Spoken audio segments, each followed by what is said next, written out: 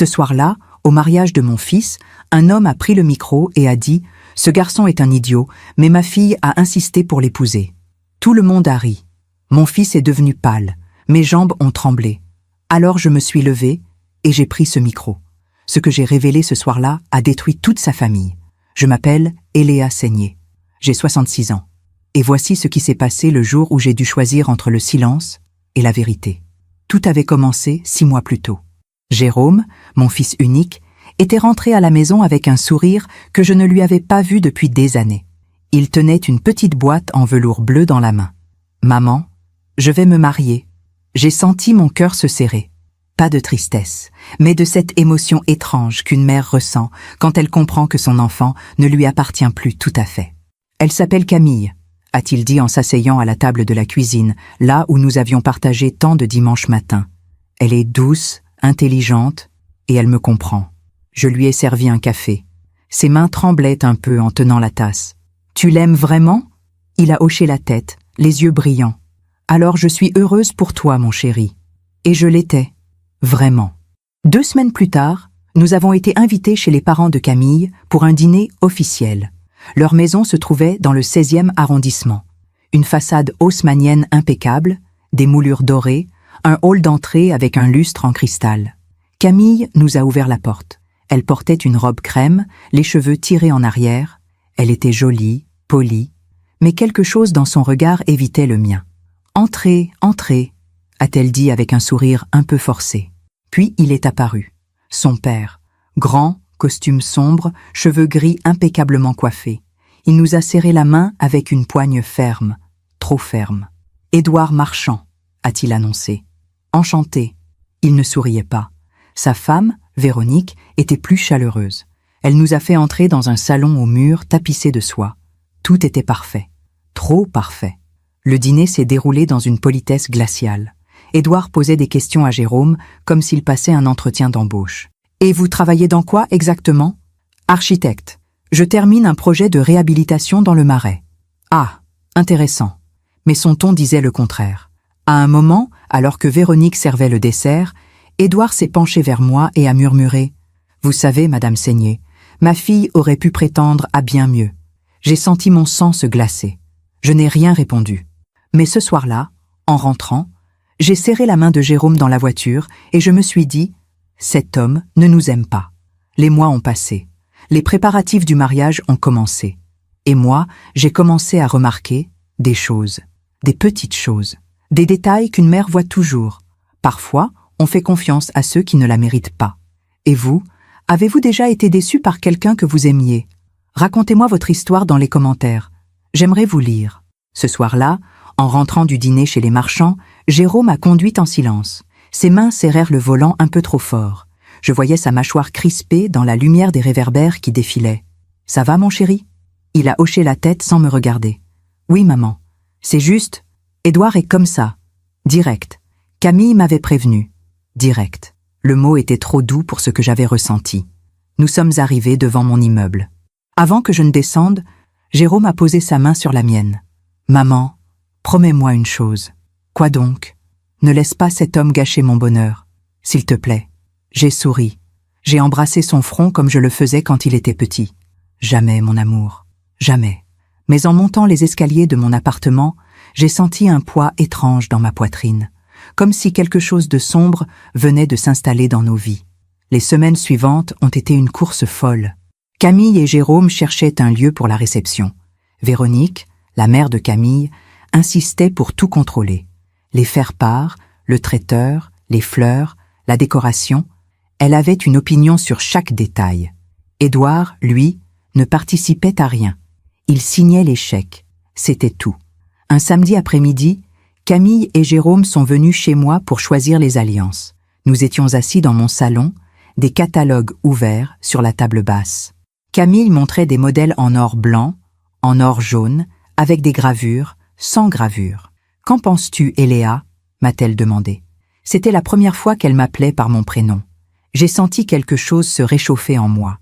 Je pense que ce qui compte, c'est ce que vous ressentez tous les deux, pas ce que les autres attendent. Jérôme m'a souri. Camille a baissé les yeux. Mon père pense que les alliances doivent être en platine. C'est plus Distinguer. Le mot est resté suspendu dans l'air. Distinguer. Encore ce besoin de paraître. Jérôme a pris la main de Camille. On choisit ce qu'on veut, d'accord? Elle a acquiescé, mais son sourire était fragile. Quelques jours plus tard, j'ai reçu un appel de Véronique. « Eléa, j'espère que vous allez bien. Je voulais vous parler de quelque chose. » Sa voix était douce, presque hésitante. « Bien sûr, Véronique. Dites-moi. » Voilà. Édouard aimerait faire un discours pendant le dîner. Vous savez, pour souhaiter la bienvenue à Jérôme dans la famille. Un discours. Mon estomac s'est noué. C'est une belle attention, ai-je répondu prudemment. Oui, il tient beaucoup à Camille. Parfois, il est un peu maladroit dans ses mots. Mais il a bon cœur. J'ai entendu l'excuse dans sa voix avant même que l'offense ne soit commise. Je comprends, ai-je dit. Mais je ne comprenais pas. Pas encore. Le mois suivant, nous avons tous été invités à une réunion chez un notaire.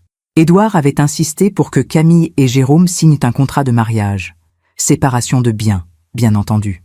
C'est une question de prudence, avait-il expliqué au téléphone. Rien de personnel. Rien de personnel.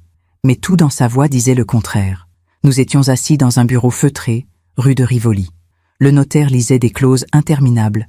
Jérôme écoutait, le visage fermé. Camille jouait nerveusement avec son bracelet. Édouard, lui, était calme. Trop calme. Il hochait la tête à chaque paragraphe comme s'il validait une transaction commerciale.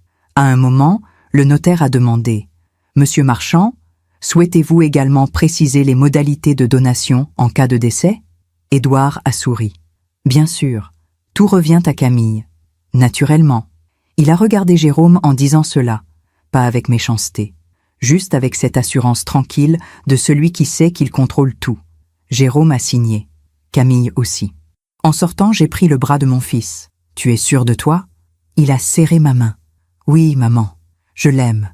Le reste, ça n'a pas d'importance. » Mais moi, je commençais à sentir que le reste avait beaucoup d'importance. Un soir, 2 semaines avant le mariage, je suis allé prendre un café avec une amie, Marguerite. Nous nous connaissions depuis l'université. Elle avait toujours eu ce don pour lire entre les lignes. « Alors, ce mariage approche. Tu dois être émue. »« Oui, très. » Mais je n'avais rien dit. Pourtant, elle avait vu. Le père de la mariée, il est particulier. Marguerite a levé un sourcil. Particulier comment? Froid, méprisant. Comme si Jérôme n'était pas assez bien pour sa fille. Elle a remué son café lentement. Tu sais, Eléa, les hommes comme ça, ils ont souvent des choses à cacher. Que veux-tu dire? Je ne sais pas. Mais méfie-toi. Les gens qui jugent tout le monde ont généralement peur qu'on les juge eux. Ces mots sont restés avec moi. Puis, un matin, quelque chose d'étrange s'est produit. J'étais chez Jérôme pour l'aider à trier des affaires avant son déménagement avec Camille. Il était sorti acheter des cartons. J'étais seule dans son appartement. Son téléphone a vibré sur la table. Un message. Je n'aurais pas dû regarder. Mais le nom sur l'écran m'a glacée. Camille, papa est insupportable. Il veut tout contrôler, même le discours. J'ai peur qu'il dise quelque chose de blessant. J'ai posé le téléphone. Mon cœur battait trop fort. Camille avait peur. Elle savait. Le soir même, j'ai appelé Jérôme. « Mon chéri, est-ce que tout va bien avec Camille ?»« Oui, pourquoi ?»« Je ne sais pas. J'ai l'impression qu'elle est nerveuse. » Il a soupiré. C'est son père. Il la presse beaucoup. Il veut que tout soit parfait. Et toi, comment tu te sens? Un silence. « Maman, je vais me marier avec la femme que j'aime. Le reste, je vais le gérer. » Mais sa voix n'était pas convaincue. 3 jours avant le mariage, j'ai reçu une enveloppe par la poste. Pas de nom d'expéditeur. Juste mon adresse, écrite à la main. J'ai ouvert. À l'intérieur, il y avait une photo. Une photo floue, prise de loin. On voyait Édouard Marchand. Il sortait d'un immeuble avec une femme. Une femme que je ne connaissais pas. Elle tenait un enfant par la main. Au dos de la photo, quelqu'un avait écrit « Demandez-lui qui ils sont ». J'ai senti mes mains trembler. Pendant que je raconte tout cela, je me demande d'où vous m'écoutez. Écrivez le nom de votre ville en commentaire. J'ai regardé cette photo pendant des heures. Assise dans mon salon, la lampe allumée, le silence de la nuit autour de moi, je tournais et retournais ce morceau de papier glacé entre mes doigts, comme si, à force de le fixer, j'allais comprendre. Édouard Marchand. Cet homme au costume impeccable, à la poignée de main trop ferme, à la voix qui jugeait tout. Il sortait d'un immeuble modeste, pas le 16e arrondissement, quelque chose de plus banal, une banlieue peut-être, et cette femme, brune, la trentaine, un enfant à ses côtés, un petit garçon qui devait avoir 6 ou 7 ans. Au dos, ces mots, demandez-lui qui ils sont, qui m'avait envoyé cela, et surtout, pourquoi maintenant? Le lendemain matin, je n'ai pas dormi. J'ai tourné dans mon appartement, le café refroidissant dans ma tasse. J'ai pensé à Jérôme. À son sourire quand il m'avait annoncé son mariage. À sa voix fragile quand il m'avait dit « Ne laisse pas cet homme gâcher mon bonheur. » Que devais-je faire? Montrer cette photo à mon fils 3 jours avant son mariage? Risquer de tout détruire sur la base d'une image floue et d'un message anonyme? Ou me taire? Sourire. Laisser ce mariage se dérouler comme prévu. J'ai posé la photo dans un tiroir, je l'ai refermée, puis je me suis assise sur mon lit et j'ai pleuré. Parce que je savais déjà. Au fond de moi, je savais que cette image n'était pas un mensonge. Ce jour-là, Jérôme est passé me voir. Il avait ce regard fatigué des hommes qui portent trop de choses à la fois. « Maman, tu vas bien ?» J'ai souri. Ce sourire que les mères maîtrisent si bien, celui qui cache tout. « Oui, mon chéri, juste un peu ému. Dans 3 jours, tu seras marié. » Il s'est assis à côté de moi sur le canapé.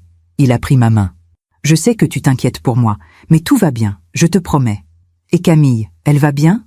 Il a hésité, juste une seconde. Mais j'ai vu. Elle est stressée. Son père, il insiste pour que tout soit parfait. Le discours, la cérémonie, même l'ordre des tables. Elle en perd le sommeil.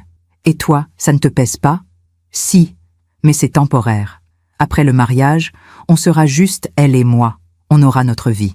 Il croyait vraiment ce qu'il disait. Mon fils, si optimiste, si naïf parfois. Je lui ai serré la main. « Jérôme, écoute-moi bien. Si jamais quelque chose ne va pas, tu me le dis. D'accord ?» Il m'a regardé avec cette expression douce qu'il avait enfant. « Maman, arrête de t'inquiéter. Tout ira bien. » L'après-midi même, j'ai fait quelque chose que je n'aurais jamais pensé faire. J'ai appelé Marguerite. « J'ai besoin de ton aide. » Nous nous sommes retrouvés dans un café discret, près de la gare Saint-Lazare. Elle est arrivée avec son éternel foulard en soie, et ce regard perçant qui ne ratait rien. « Qu'est-ce qui se passe, Eléa? Tu as une tête à enterrer quelqu'un. » J'ai sorti la photo de mon sac. Je l'ai posée sur la table entre nous. Elle l'a prise. Elle a froncé les sourcils. « C'est qui? » « Édouard Marchand, le père de la future mariée. »« Et cette femme? » ?»« Je ne sais pas. Quelqu'un m'a envoyé cette photo, sans explication. Juste ces mots au dos. » Marguerite a retourné l'image. Elle a lu. Puis elle a levé les yeux vers moi. Tu penses que c'est sa maîtresse? Je ne sais pas. Peut-être. Ou pire. Pire comment? Une autre famille. Le mot est resté là, lourd, entre nous. Marguerite a bu une gorgée de son thé. Eléa, tu sais ce que ça veut dire si c'est vrai? Oui. Ça veut dire que cet homme est un menteur, et que ma belle-fille ne sait peut-être rien. Et ton fils? Mon fils va se marier dans 3 jours. Marguerite m'a regardé longuement. Qu'est-ce que tu veux faire? Je veux savoir la vérité. Elle a hoché la tête. Alors donne-moi cette photo. J'ai un ami qui travaille dans le privé. Discret, efficace. Si cet homme a quelque chose à cacher, il le trouvera. J'ai hésité, puis j'ai glissé la photo vers elle.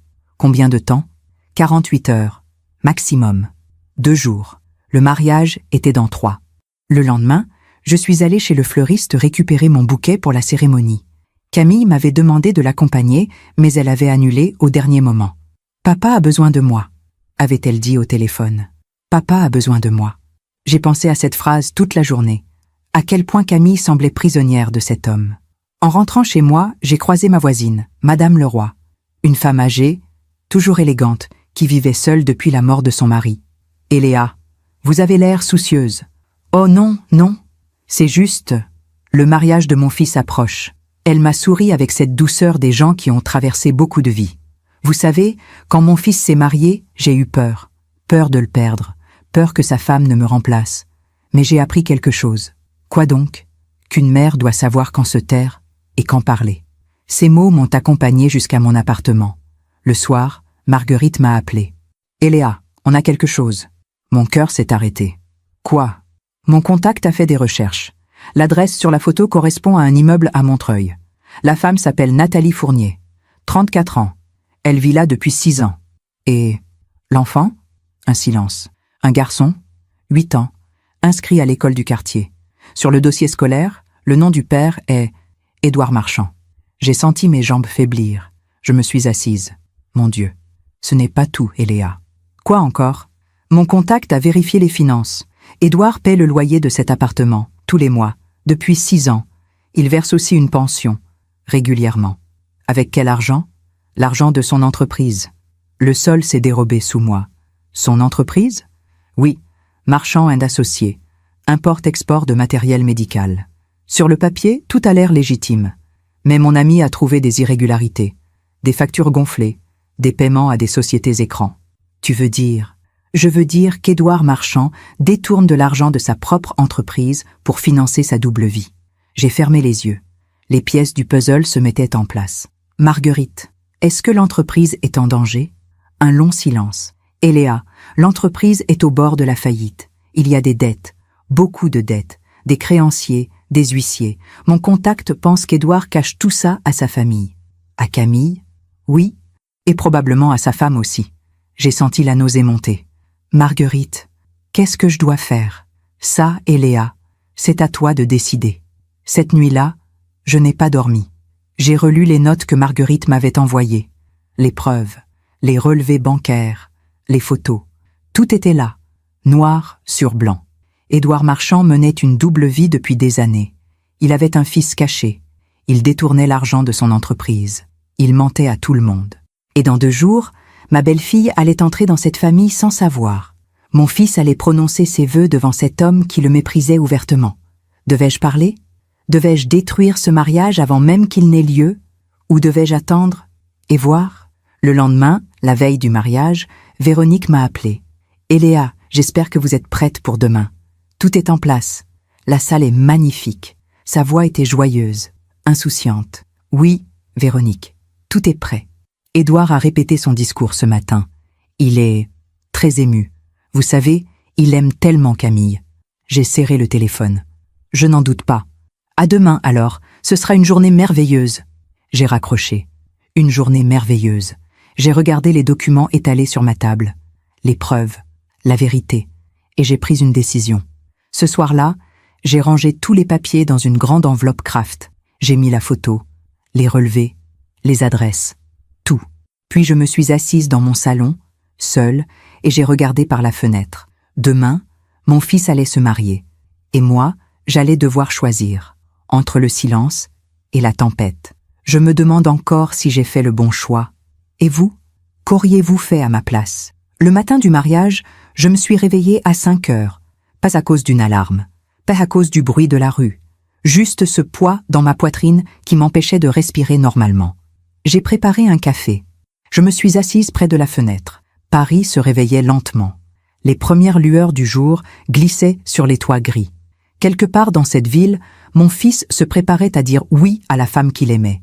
Et moi, j'avais une enveloppe Kraft posée sur ma table. Une enveloppe qui contenait assez de vérité pour tout détruire. J'ai bu mon café lentement. J'ai pensé à toutes les fois où j'avais protégé Jérôme. Quand il était petit et qu'il tombait dans la cour de l'école. Quand il avait eu le cœur brisé à 17 ans. Quand il avait douté de lui-même, de ses choix, de son avenir.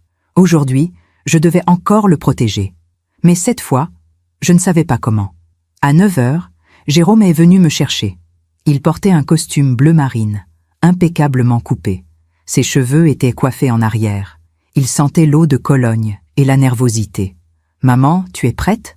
Je lui ai souri. J'ai pris mon sac. J'ai laissé l'enveloppe sur la table.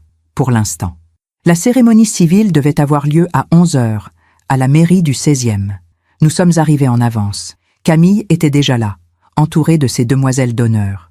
Elle portait une robe en dentelle ivoire, simple et élégante. Ses cheveux tombaient en boucles légères sur ses épaules. Elle était belle, mais ses yeux étaient rouges. Je me suis approchée d'elle. « Camille, tout va bien ?» Elle a souri. Un sourire trop rapide. « Oui, oui, c'est juste l'émotion. » Mais je voyais bien. Elle avait pleuré. Véronique est arrivée peu après, vêtue d'un tailleur rose poudré. Elle embrassait tout le monde, organisait les photos, vérifiait les détails. Elle était radieuse. « Eléa, vous êtes magnifique. »« Merci Véronique, vous aussi. »« Où est Édouard ?» Je me suis retournée. Il n'était pas là. Il arrive, a dit Véronique avec un geste de la main. Il avait un coup de fil important, vous savez comment il est. Toujours au travail, ou toujours ailleurs. Édouard est arrivé 10 minutes avant la cérémonie. Costume anthracite, cravate bordeaux, montre en or au poignet. Il marchait avec cette assurance que j'avais appris à détester. Il a embrassé Camille sur le front. « Ma chérie, tu es sublime. » Puis il s'est tourné vers Jérôme. Il lui a serré la main, froidement. « Jérôme, prêt pour le grand saut ?» Mon fils a hoché la tête. « Oui, monsieur Marchand. Monsieur Marchand. » Même aujourd'hui, il ne pouvait pas l'appeler autrement. La cérémonie a été brève. Le maire a lu les textes légaux. Jérôme et Camille ont échangé leur consentement. Ils ont signé les registres. Tout le monde a applaudi. Je regardais mon fils. Il souriait. Mais ce sourire ne montait pas jusqu'à ses yeux. Camille pleurait. Mais je ne savais pas si c'était des larmes de joie ou de quelque chose d'autre. Édouard, lui, observait. Les bras croisés, le visage impassible, comme s'il assistait à une réunion d'affaires. Après la cérémonie, nous nous sommes tous rendus au lieu de réception. Un château au sud de Paris, près de Fontainebleau. Un endroit somptueux, avec des jardins à la française, des fontaines, des allées bordées de roses blanches. Édouard avait tout payé, bien sûr. Les invités arrivèrent par vagues. Des collègues de Jérôme, des amis de Camille, des relations d'affaires d'Édouard. Beaucoup de relations d'affaires. Véronique jouait son rôle de mère parfaite. Elle accueillait, souriait, présentait tout le monde. Moi, je restais en retrait. J'observais. Vers 15 heures, nous sommes passés à table. Une longue tablée sous une tente blanche élégante. Des nappes en lin, des bouquets de pivoine, des verres en cristal. Tout était parfait. Trop parfait. J'étais assise à côté de Jérôme. De l'autre côté, Camille. En face de nous, Édouard et Véronique. Le repas a commencé. Les plats se succédaient. Du saumon fumé, du foie gras, du filet de bœuf. Les conversations bourdonnaient autour de nous. Édouard buvait. Beaucoup. Du vin rouge, puis du champagne, puis encore du vin. À un moment, il a levé son verre. À ma fille, la plus belle mariée que j'ai vue de ma vie. Tout le monde a applaudi. Puis il a regardé Jérôme. Et à son mari. Que Dieu lui donne la force de la rendre heureuse. La phrase est restée suspendue, ambiguë, presque insultante. Jérôme a serré les dents. J'ai posé ma main sur la sienne sous la table. Après le dessert, les discours ont commencé. Le témoin de Jérôme a parlé en premier. Un ami d'enfance. Il a raconté des anecdotes drôles, touchantes. Tout le monde riait. Puis ce fut le tour de la sœur de Camille. Elle a parlé de leur enfance, de leur complicité. Elle a pleuré en terminant. C'était sincère. Et puis, Édouard s'est levé. Il a pris le micro. Le silence s'est installé. Il a regardé l'assemblée, puis Camille, puis Jérôme. Bonsoir à tous. Je suis Édouard Marchand, le père de la mariée. Sa voix était légèrement pâteuse. L'alcool. Aujourd'hui est un grand jour. Ma fille unique, ma petite Camille, se marie. Il a marqué une pause. Vous savez, quand elle m'a présenté Jérôme pour la première fois, j'ai eu des doutes, des murmures dans l'assemblée. Véronique a blêmi. Camille a fermé les yeux. Oui, des doutes. Je me suis demandé, est-ce que ce garçon est à la hauteur? Est-ce qu'il va savoir prendre soin de ma fille? Jérôme était figé, ses mains serraient la nappe. Mais Camille a insisté. Elle a dit, « Papa, je l'aime. » Et une fille qui aime, eh bien, on ne peut rien faire. Il a bu une gorgée de vin. Alors aujourd'hui, je dis à Jérôme, il a pointé son verre vers mon fils. Ce garçon est peut-être un idiot. Le temps s'est arrêté. Ah, mais ma fille a insisté pour l'épouser. Quelques rires nerveux. Mais la plupart des invités étaient mal à l'aise. Jérôme était devenu pâle, blanc comme un linge. Camille avait les larmes aux yeux. Véronique murmurait « Édouard, s'il te plaît, et moi ?» Moi, j'ai senti quelque chose se briser en moi, quelque chose que j'avais retenu pendant des mois, pendant toutes ces réunions polies, ces dîners glacials, ces humiliations déguisées en plaisanterie. J'ai regardé Édouard Marchand, cet homme arrogant, méprisant, qui venait d'insulter mon fils devant 150 personnes, cet homme qui avait une double vie, un fils caché, une entreprise au bord de la faillite, cet homme qui jouait au patriarche respectable alors qu'il mentait à tout le monde. J'ai senti mes jambes trembler, puis je me suis levée, lentement. Tous les regards se sont tournés vers moi.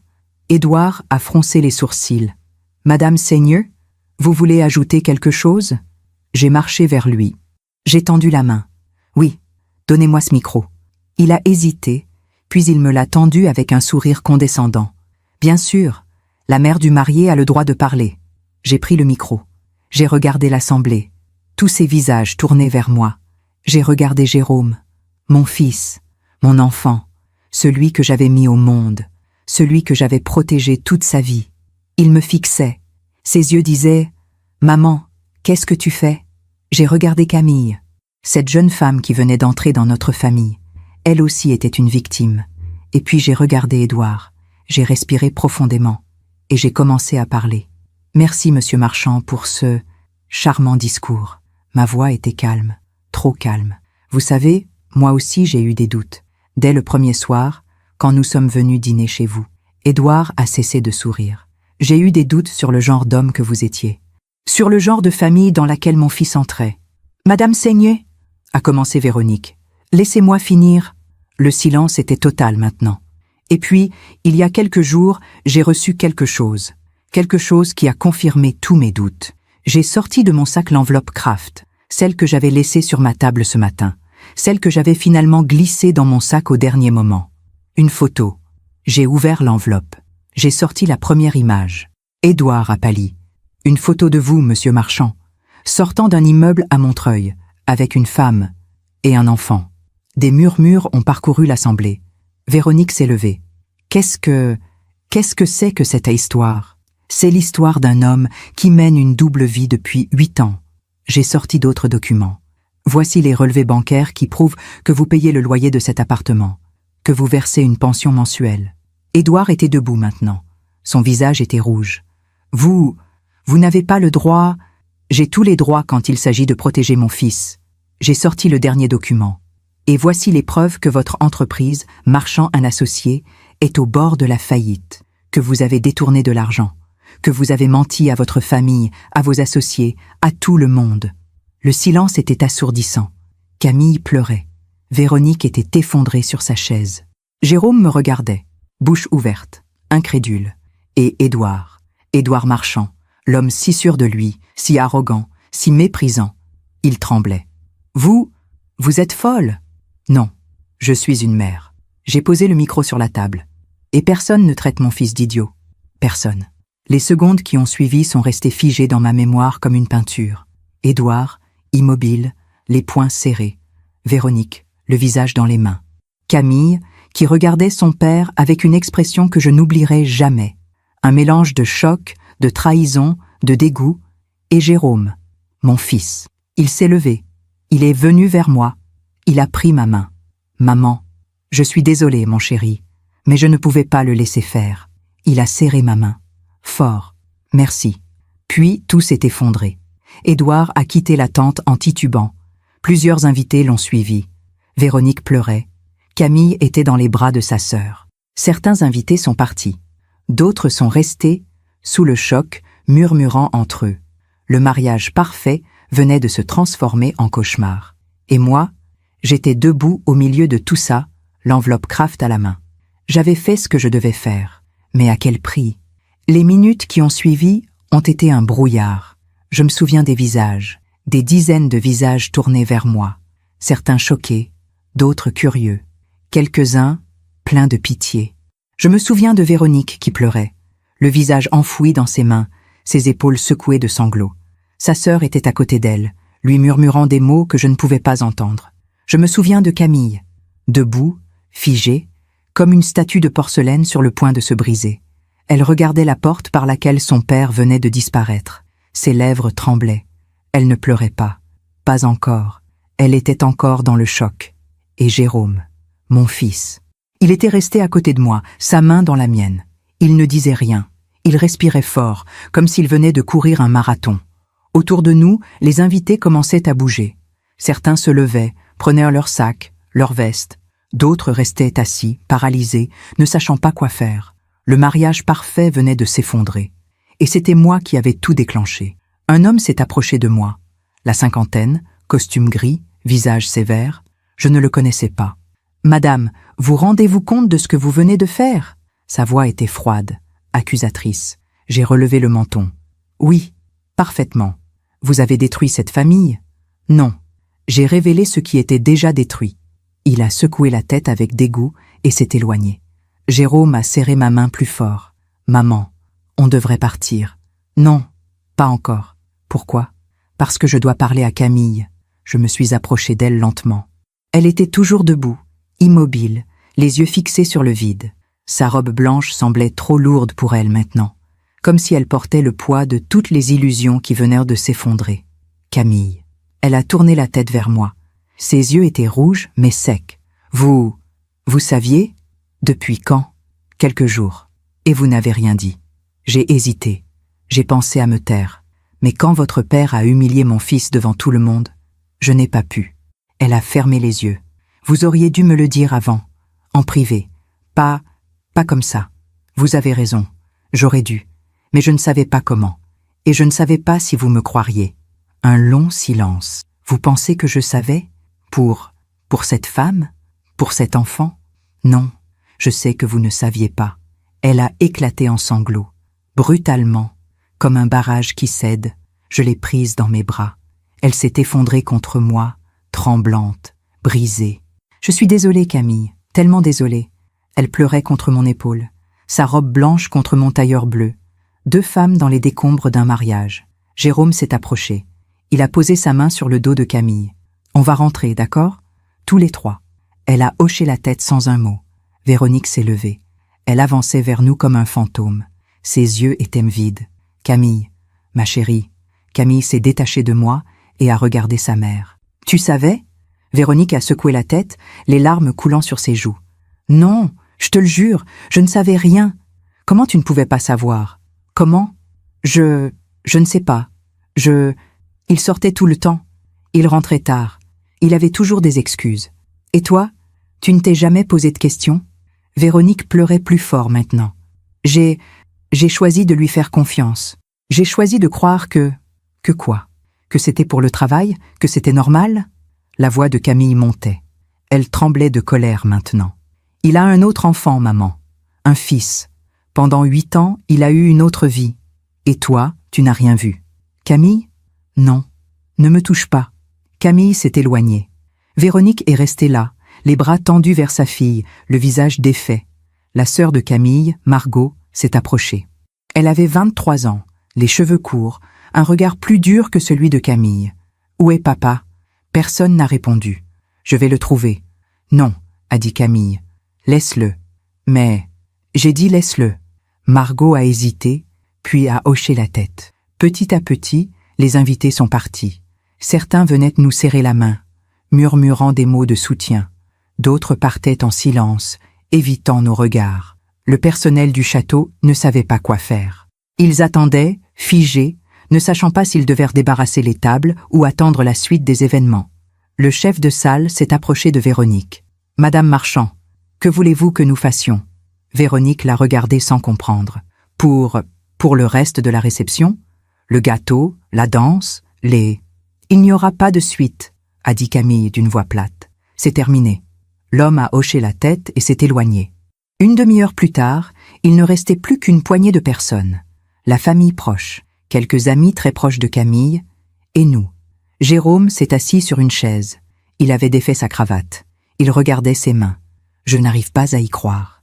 Je me suis assise à côté de lui. Mon chéri, cet homme me méprisait depuis le début. Et maintenant, je comprends pourquoi. Pourquoi? Parce qu'il se méprisait lui-même. J'ai posé ma main sur son épaule. Tu as raison. Mais maman, tout ça, cette journée devait être... Sa voix s'est brisée. Je l'ai pris dans mes bras. Mon grand-fils, mon enfant. Je sais, je suis désolée. Non, ne sois pas désolée. Tu as fait ce qu'il fallait. Tu en es sûre? Il s'est détaché et m'a regardé dans les yeux. Maman, cet homme a traité sa propre fille comme un pion. Il a trahi sa femme. Il a menti à tout le monde. Et aujourd'hui, il m'a humilié devant 150 personnes. Si tu n'avais rien dit, je ne me le serais jamais pardonné. J'ai senti les larmes monter. Merci, mon chéri. Camille est revenue vers nous. Elle s'était changée. Elle portait maintenant un jean et un pull. Elle avait enlevé son maquillage. Elle semblait plus jeune, plus fragile. « Jérôme, on peut parler ?» Il s'est levé. Bien sûr, ils se sont éloignés un peu. Je les voyais de loin.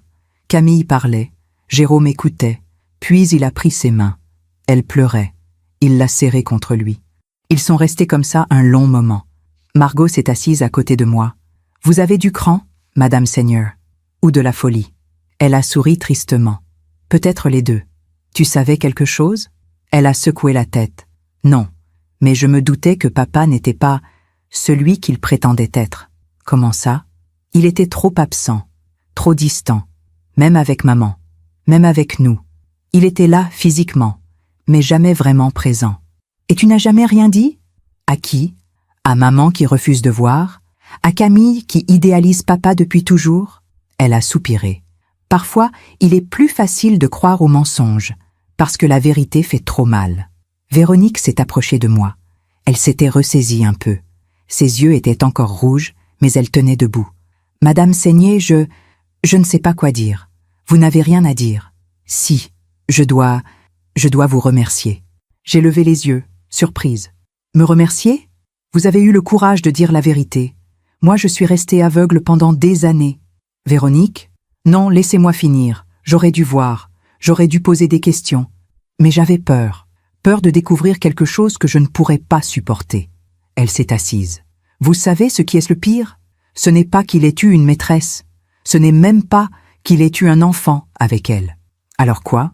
C'est qu'il a continué à vivre avec moi, à dîner avec moi, à dormir à côté de moi, en faisant comme si tout était normal. » Elle pleurait à nouveau. Comment peut-on mentir comme ça? Pendant des années? Comment? Je n'avais pas de réponse. Le soleil commençait à baisser. Les ombres s'allongeaient sur les pelouses du château. Le personnel avait commencé à débarrasser les tables.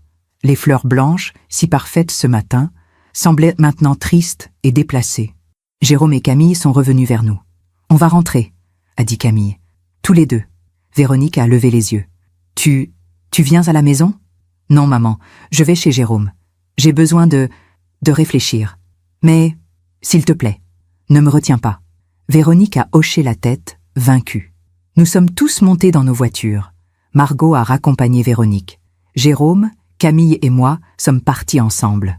Durant le trajet, personne n'a parlé.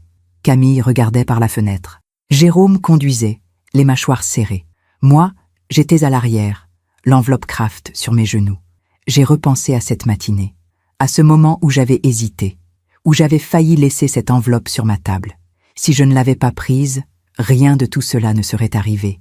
Le mariage aurait eu lieu. Les invités auraient dansé.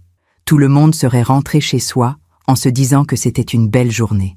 Et Édouard Marchand aurait continué à mentir, à humilier, à détruire. Nous sommes arrivés chez Jérôme. Son appartement dans le 11e arrondissement. Petit, mais chaleureux. Pas du tout comme la maison haussmannienne des Marchands. Camille s'est assise sur le canapé.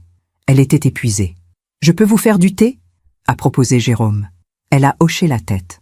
Pendant qu'il préparait le thé dans la cuisine, je me suis assise à côté de Camille. « Comment te sens-tu » Elle a ri, un rire amer. « Comment je me sens ?»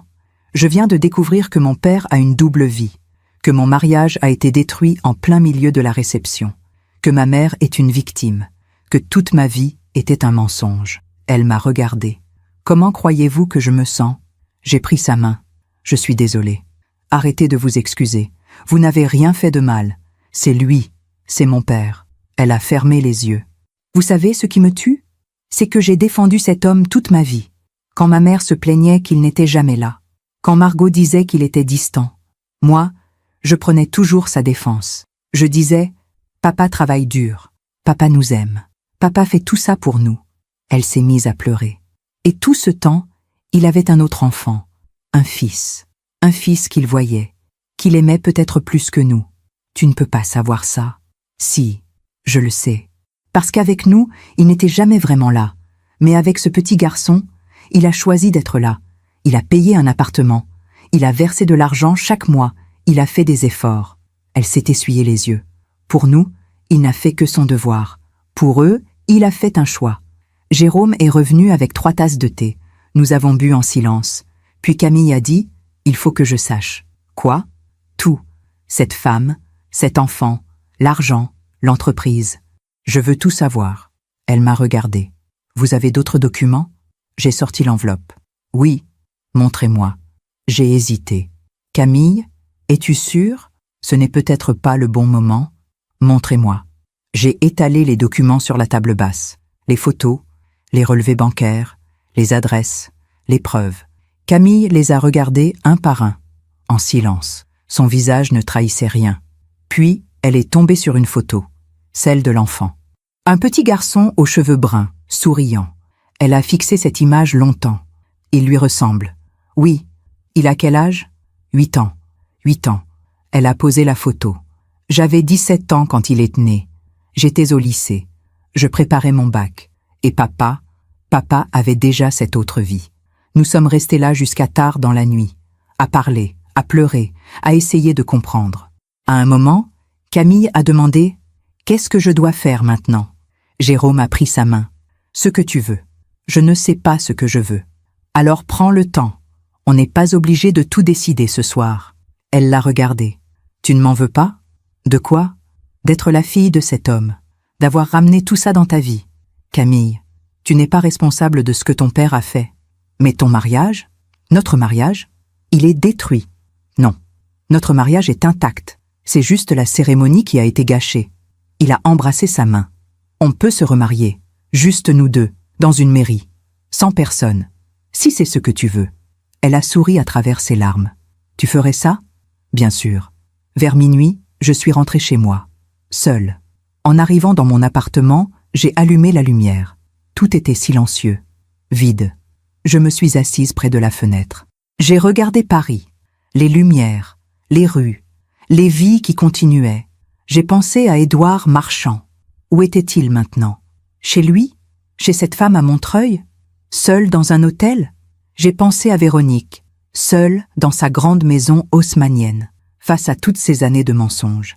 J'ai pensé à ce petit garçon de 8 ans, qui ne savait peut-être rien, qui allait apprendre un jour que son père avait une autre famille.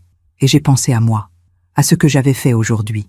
J'avais détruit un mariage, j'avais exposé un homme, j'avais brisé une famille, mais j'avais aussi protégé mon fils. J'avais dit la vérité, j'avais refusé le silence. Mon téléphone a vibré. Un message de Jérôme. « Maman, merci, pour tout. Je t'aime. » J'ai souri. Les larmes coulaient sur mes joues. Oui, j'avais fait ce qu'il fallait, même si le prix était lourd.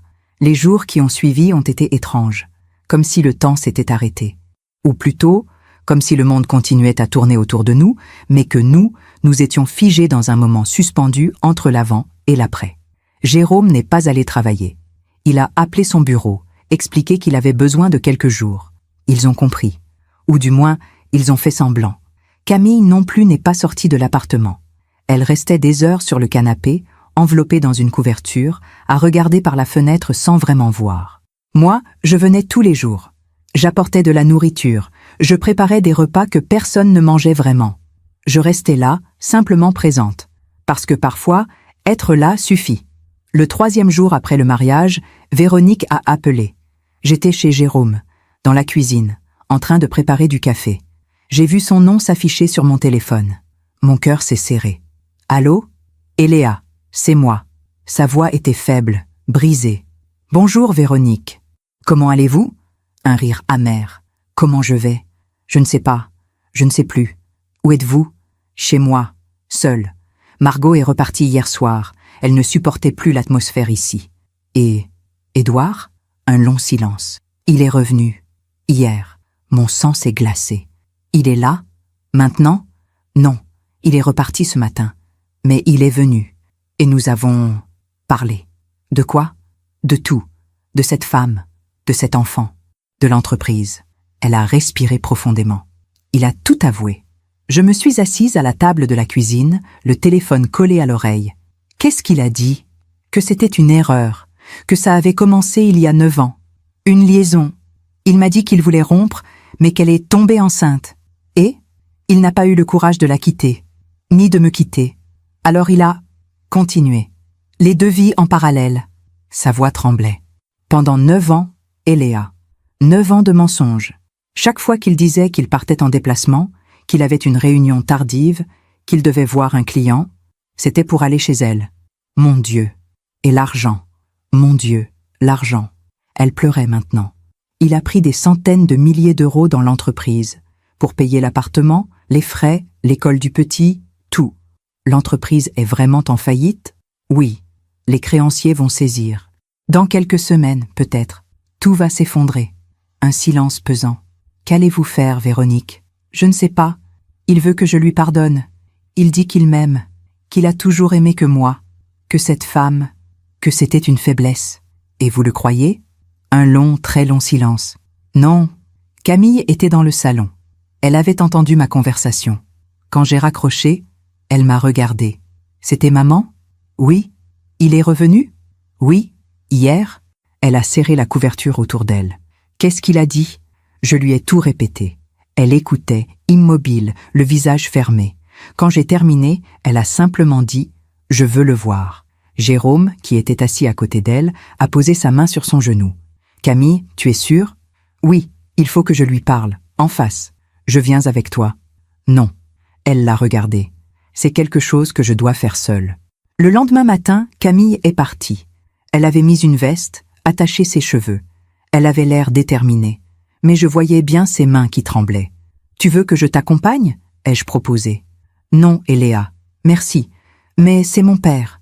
C'est à moi de régler ça. » Jérôme l'a serré dans ses bras. « Appelle-moi si tu as besoin, à n'importe quel moment. » Promis. Elle est partie. Et nous sommes restés là, Jérôme et moi, à attendre. Les heures ont passé lentement. Trop lentement. Jérôme faisait les 100 pas dans l'appartement. Il regardait son téléphone toutes les 5 minutes. « Elle va bien, » ai-je dit. « Comment tu le sais ?»« Parce qu'elle est forte, plus forte qu'elle ne le pense. » Il s'est assis à côté de moi. « Maman, tu crois que j'aurais dû l'accompagner ?»« Non, elle a besoin de faire ça seule, pour elle. Mais si elle s'effondre, si elle ne supporte pas, alors elle t'appellera. Et tu seras là. » Il a hoché la tête, mais je voyais bien qu'il était rongé d'inquiétude. Camille est revenue en fin d'après-midi. Elle avait les yeux rouges, mais elle tenait debout. Jérôme s'est précipité vers elle. « Ça va ?» Elle a hoché la tête. « Oui, ça va. Tu veux en parler ?» Elle s'est assise, a enlevé sa veste, a respiré profondément. Il était là, à la maison, seul. Maman était sortie. Je crois qu'elle ne supporte plus d'être dans la même pièce que lui. Elle a fermé les yeux. Je suis entrée. Il était dans le salon, assis dans son fauteuil. Il avait l'air vieux, tellement vieux. Qu'est-ce que tu lui as dit? D'abord, rien. Je me suis assise en face de lui. Et je l'ai regardé, vraiment regardé, comme si je le voyais pour la première fois. Elle a ouvert les yeux. Et tu sais ce que j'ai vu? Un étranger, un homme que je ne connais pas. Elle nous a raconté. Elle lui avait demandé « Pourquoi ?» Et il avait répondu « Je ne sais pas. » Pas d'explication, pas de justification, juste « Je ne sais pas ». Puis il avait essayé de se défendre, de dire que c'était compliqué, que les choses lui avaient échappé, qu'il n'avait jamais voulu faire de mal à personne. « Et tu sais ce qui est terrible ?» a dit Camille. « C'est qu'il y croyait. Il pensait vraiment qu'il était une victime des circonstances. » Elle a secoué la tête. Je lui ai demandé pour l'argent, pour l'entreprise. Il m'a dit qu'il allait tout arranger, qu'il avait un plan, qu'il allait rembourser. Tu l'as cru? Non. Il ment. Il a toujours menti. Pourquoi ça changerait maintenant? Elle avait aussi posé la question qui lui brûlait les lèvres depuis des jours. Tu l'aimes, cette femme? Il avait hésité, trop longtemps. Et puis il avait dit, c'est différent. Différent. Pas oui, pas non. Différent. Et ce petit garçon? Tu l'aimes? C'est mon fils. Moi aussi, je suis ta fille. Ce n'est pas pareil. Pourquoi? Parce qu'il n'était pas prévu? Parce que tu as dû le cacher? Il n'avait pas répondu. Camille nous a regardés, Jérôme et moi. Vous savez ce qui m'a le plus blessé? Nous avons attendu. Il ne s'est pas excusé, pas une seule fois. Il a expliqué. Il s'est justifié. Mais il ne s'est jamais excusé. Les larmes coulaient sur ses joues maintenant. Je lui ai dit que je ne voulais plus le voir, qu'il n'était plus mon père, que pour moi, il était mort. Elle a essuyé ses yeux. Il a hoché la tête. Et tu sais ce qu'il a dit? Quoi? Il a dit, c'est ton droit. Elle a ri. Un rire sans joie. C'est mon droit. Comme si c'était une décision administrative. Comme si je venais de résilier un abonnement. Jérôme l'a prise dans ses bras. Elle a pleuré longtemps, la tête contre son épaule. Ce soir-là, nous avons dîné tous les trois. Enfin, Nous avons essayé. La nourriture avait le goût du papier. À un moment, Camille a dit « Je veux rencontrer cette femme ». Jérôme a levé les yeux. « Quoi ?» ?»« Nathalie Fournier. Je veux la rencontrer. » Et le petit garçon. « Camille, je ne suis pas sûre que ce soit une bonne idée. »« Pourquoi ?»« Parce que ça va te faire mal. » »« J'ai déjà mal. Ça ne peut pas être pire. » Elle m'a regardé. « Vous avez son adresse ?» J'ai hésité. « Oui, donnez-la-moi. »« Camille, s'il vous plaît. J'ai besoin de comprendre. J'ai besoin de voir qui elle est. Qui est cet enfant. J'ai besoin de fermer la boucle. » Jérôme a posé sa main sur la mienne. « Maman, donne-lui. » J'ai sorti mon téléphone. J'ai envoyé l'adresse à Camille. 2 jours plus tard, Camille est allée à Montreuil. Cette fois, Jérôme l'a accompagnée. Et moi aussi. Pas pour entrer. Juste pour être là, au cas où. Nous avons pris le métro. Puis nous avons marché dans des rues que je ne connaissais pas. Des immeubles ordinaires. Des commerces de quartier. Loin du 16e arrondissement. Nous nous sommes arrêtés devant un immeuble des années 70, 5 étages, façade grise, un code d'entrée. Camille a regardé les noms sur les boîtes aux lettres. Fournier, 3e étage.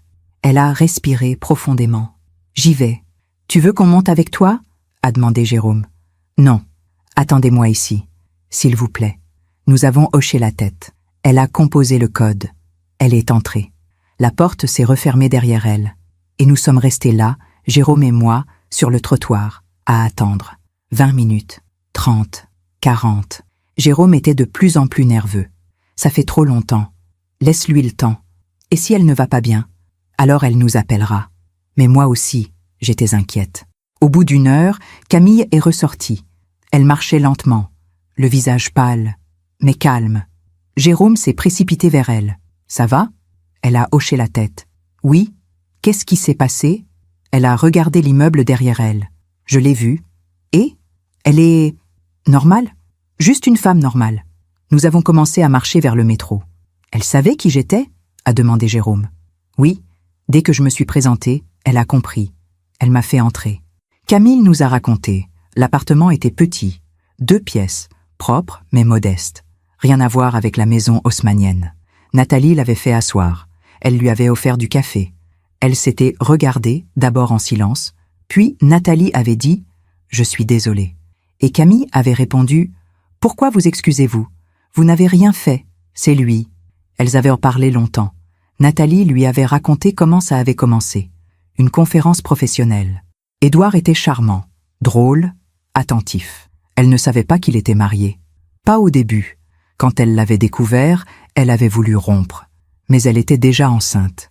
Elle m'a dit qu'il lui avait promis qu'il allait divorcer, a expliqué Camille, qu'il allait tout dire à maman, qu'ils allaient être ensemble. Et il n'a jamais divorcé. Il a continué à promettre, pendant 9 ans. Et elle a attendu. Camille avait aussi vu le petit garçon, Lucas, 8 ans. Des cheveux bruns, des yeux noisettes. Il était rentré de l'école pendant qu'elle parlait. Il l'avait regardé avec curiosité. « C'est qui ?» avait-il demandé à sa mère. « C'est une amie. » Le petit avait haussé les épaules et était allé dans sa chambre. « Il ne sait rien, » avait dit Nathalie. « Je ne lui ai jamais dit qu'il avait des demi-sœurs, qu'il avait une autre famille. Pourquoi ? Parce que je ne voulais pas qu'il se sente incomplet, qu'il se demande pourquoi son père ne vivait pas avec nous. » Camille s'était levée pour partir. Nathalie l'avait raccompagnée à la porte. « Qu'est-ce que vous allez faire ?» avait demandé Camille. « Je ne sais pas, il ne vient plus depuis ce qui s'est passé à votre mariage. Il a arrêté de payer le loyer. Je vais devoir déménager, trouver un appartement moins cher. Et Lucas ? Lucas s'adaptera.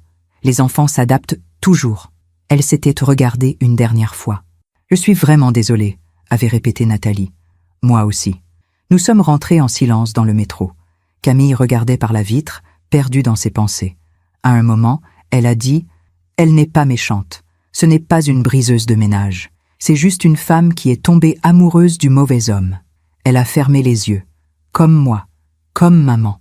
Nous avons toutes aimé le mauvais homme. » Ce soir-là, de retour chez Jérôme, Camille a pris une décision. « Je vais porter plainte. » Jérôme a levé la tête. « Quoi ? » ?»« Contre mon père.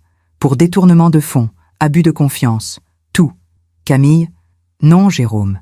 Il faut que ça s'arrête. Il a détruit trop de vies. Il faut qu'il paye. Elle m'a regardé. Vous avez gardé les preuves? Oui. Alors, on va les donner à la police. Demain. Jérôme a pris sa main. Tu es sûr de toi? Oui. Pour la première fois depuis des jours, je suis sûre de quelque chose. Cette nuit-là, avant de partir, j'ai serré Camille dans mes bras. Tu es courageuse. Non. Je fais juste ce qui est juste. C'est la même chose. Elle a souri. Un petit sourire triste. Merci, Eléa. Pour tout. Sans vous, j'aurais peut-être épousé cet homme en croyant que c'était un héros. Et maintenant? Maintenant, je sais qui il est vraiment. Et je peux enfin tourner la page. En rentrant chez moi ce soir-là, j'ai pensé à toutes ces femmes. Véronique, Camille, Nathalie et moi. Toutes blessées, toutes trahies, d'une façon ou d'une autre. Mais toutes encore debout. Et c'était déjà beaucoup. Le lendemain matin, nous sommes allés au commissariat. Camille, Jérôme et moi. Nous avions rendez-vous avec un officier de police spécialisé dans les affaires financières. Un homme de la cinquantaine, cheveux gris, regard fatigué, mais attentif. Il s'appelait Capitaine Moreau. Nous nous sommes assis dans un petit bureau au 3e étage. Des murs beiges, un ordinateur vieillot, des dossiers empilés partout. L'odeur du café froid flottait dans l'air. Camille avait apporté tous les documents. Les relevés bancaires, les factures, les preuves du détournement. Elle les a posés sur le bureau, méthodiquement, sans trembler. Le capitaine les a examinés en silence. Il prenait des notes, hochait la tête, fronçait les sourcils parfois. Au bout de 20 minutes, il a levé les yeux. « Mademoiselle Marchand, vous êtes consciente de ce que ça implique? » « Oui. Vous portez plainte contre votre propre père. Je porte plainte contre un homme qui a commis des délits. Le fait qu'il soit mon père ne change rien. » Le capitaine a hoché la tête avec quelque chose qui ressemblait à du respect. « Très bien. Nous allons ouvrir une enquête. Cela va prendre du temps. Des mois peut-être. Et votre père sera convoqué. Interrogé. »« Je comprends. Et vous, madame ?» Il s'est tourné vers moi. « Vous êtes prête à témoigner? » « Oui. Vous comprenez que vous serez appelé comme témoin? Que vous devrez expliquer comment vous avez obtenu ces documents? » « Oui. Je suis prête. » Nous sommes sortis du commissariat 2 heures plus tard. La plainte était déposée. L'enquête allait commencer. Camille respirait différemment, comme si un poids énorme venait de se soulever de ses épaules. « Ça va ?» a demandé Jérôme. « Oui, ça va. C'était la bonne chose à faire. Nous avons marché un peu dans Paris. Le soleil brillait. Les gens marchaient, vivaient, riaient. Le monde continuait. À un moment, Camille s'est arrêtée devant une vitrine de bijouterie. « Jérôme, tu te souviens quand tu m'as demandé de t'épouser ?»« Bien sûr. On était au Luxembourg. C'était un dimanche. Il faisait beau. Tu m'as emmené près du bassin. Et tu as sorti la bague. » Elle a souri. C'était parfait. Simple. Juste nous deux. « Oui. » Elle l'a regardé. « Je veux qu'on se marie comme ça. Simple. Juste nous. » Jérôme a pris ses mains. « Tu es sûr? » « Oui. Je ne veux pas de grandes cérémonies. Pas de discours. Pas de famille. Juste toi, moi et les personnes qui comptent vraiment. » Elle m'a regardé. « Vous viendrez? » « Bien sûr. Ce serait un honneur. » Les semaines ont passé. L'enquête avançait. Lentement, mais sûrement. Le capitaine Moreau nous tenait informés. Les comptes de l'entreprise avaient été saisis. Les relevés analysés. Les preuves étaient accablantes. Édouard avait été convoqué. Interrogé. D'après ce que nous savions, il avait d'abord nié. Puis, confronté aux preuves, il avait fini par avouer une partie. Pas tout. Jamais tout. Véronique avait engagé un avocat pour le divorce. Elle voulait en finir. Récupérer ce qui pouvait l'être. Recommencer. Elle m'appelait parfois. Tard le soir. Juste pour parler. Vous savez ce qui est étrange, Eléa? Quoi? Je me sens libre. Pour la première fois depuis des années. Vraiment? Oui. Pendant toutes ces années, je vivais dans le mensonge sans le savoir. Je sentais que quelque chose n'allait pas, mais je me forçais à l'ignorer. Et maintenant que la vérité est là, aussi douloureuse soit-elle, je respire mieux. Je comprends. Et vous, Eléa, comment allez-vous? Moi? Oui. Vous avez déclenché tout ça. Vous ne regrettez pas? J'ai réfléchi longuement avant de répondre. Non, je ne regrette pas. J'aurais peut-être pu faire les choses différemment, plus discrètement. Mais le résultat aurait été le même. La vérité devait sortir. Vous êtes une femme courageuse, ou une mère protectrice. Je ne sais pas. Elle a ri doucement. Les deux, je crois. Un soir, j'ai reçu un appel inattendu. Un numéro que je ne connaissais pas. Allô? Madame Seigneur? C'est Nathalie Fournier? Mon cœur a bondi. Oui, bonsoir.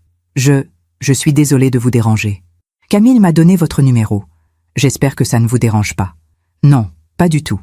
Un silence. Je voulais vous dire quelque chose. Je vous écoute. Merci. Merci?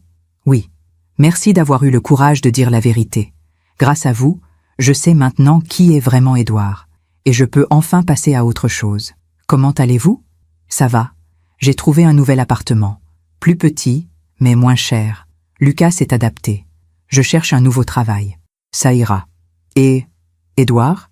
Il n'est pas revenu. Il n'appelle plus. Il a juste fait un virement pour 2 mois de pension. Puis, plus rien. Je suis désolée.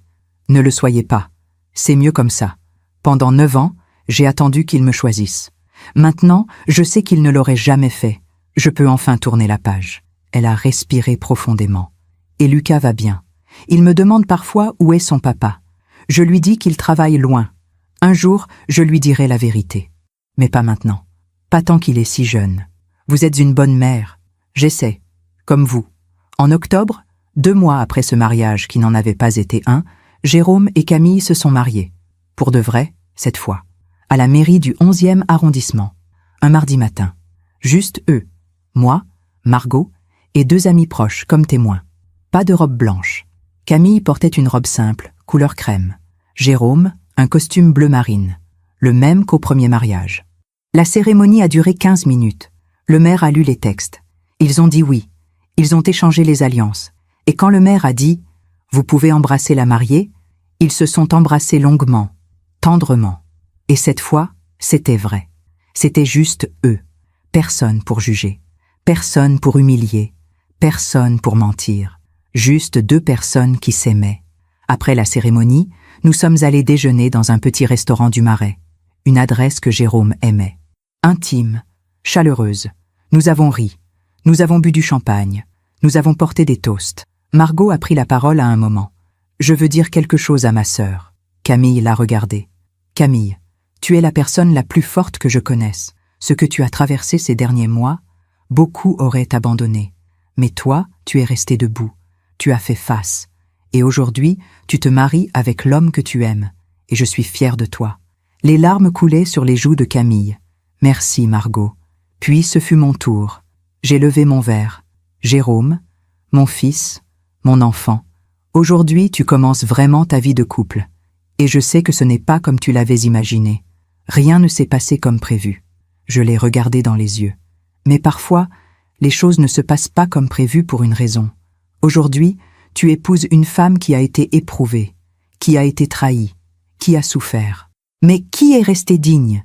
Qui a eu le courage de choisir la vérité plutôt que le mensonge? Je me suis tournée vers Camille. Camille, bienvenue dans notre famille. Vraiment, cette fois. Elle m'a souri à travers ses larmes.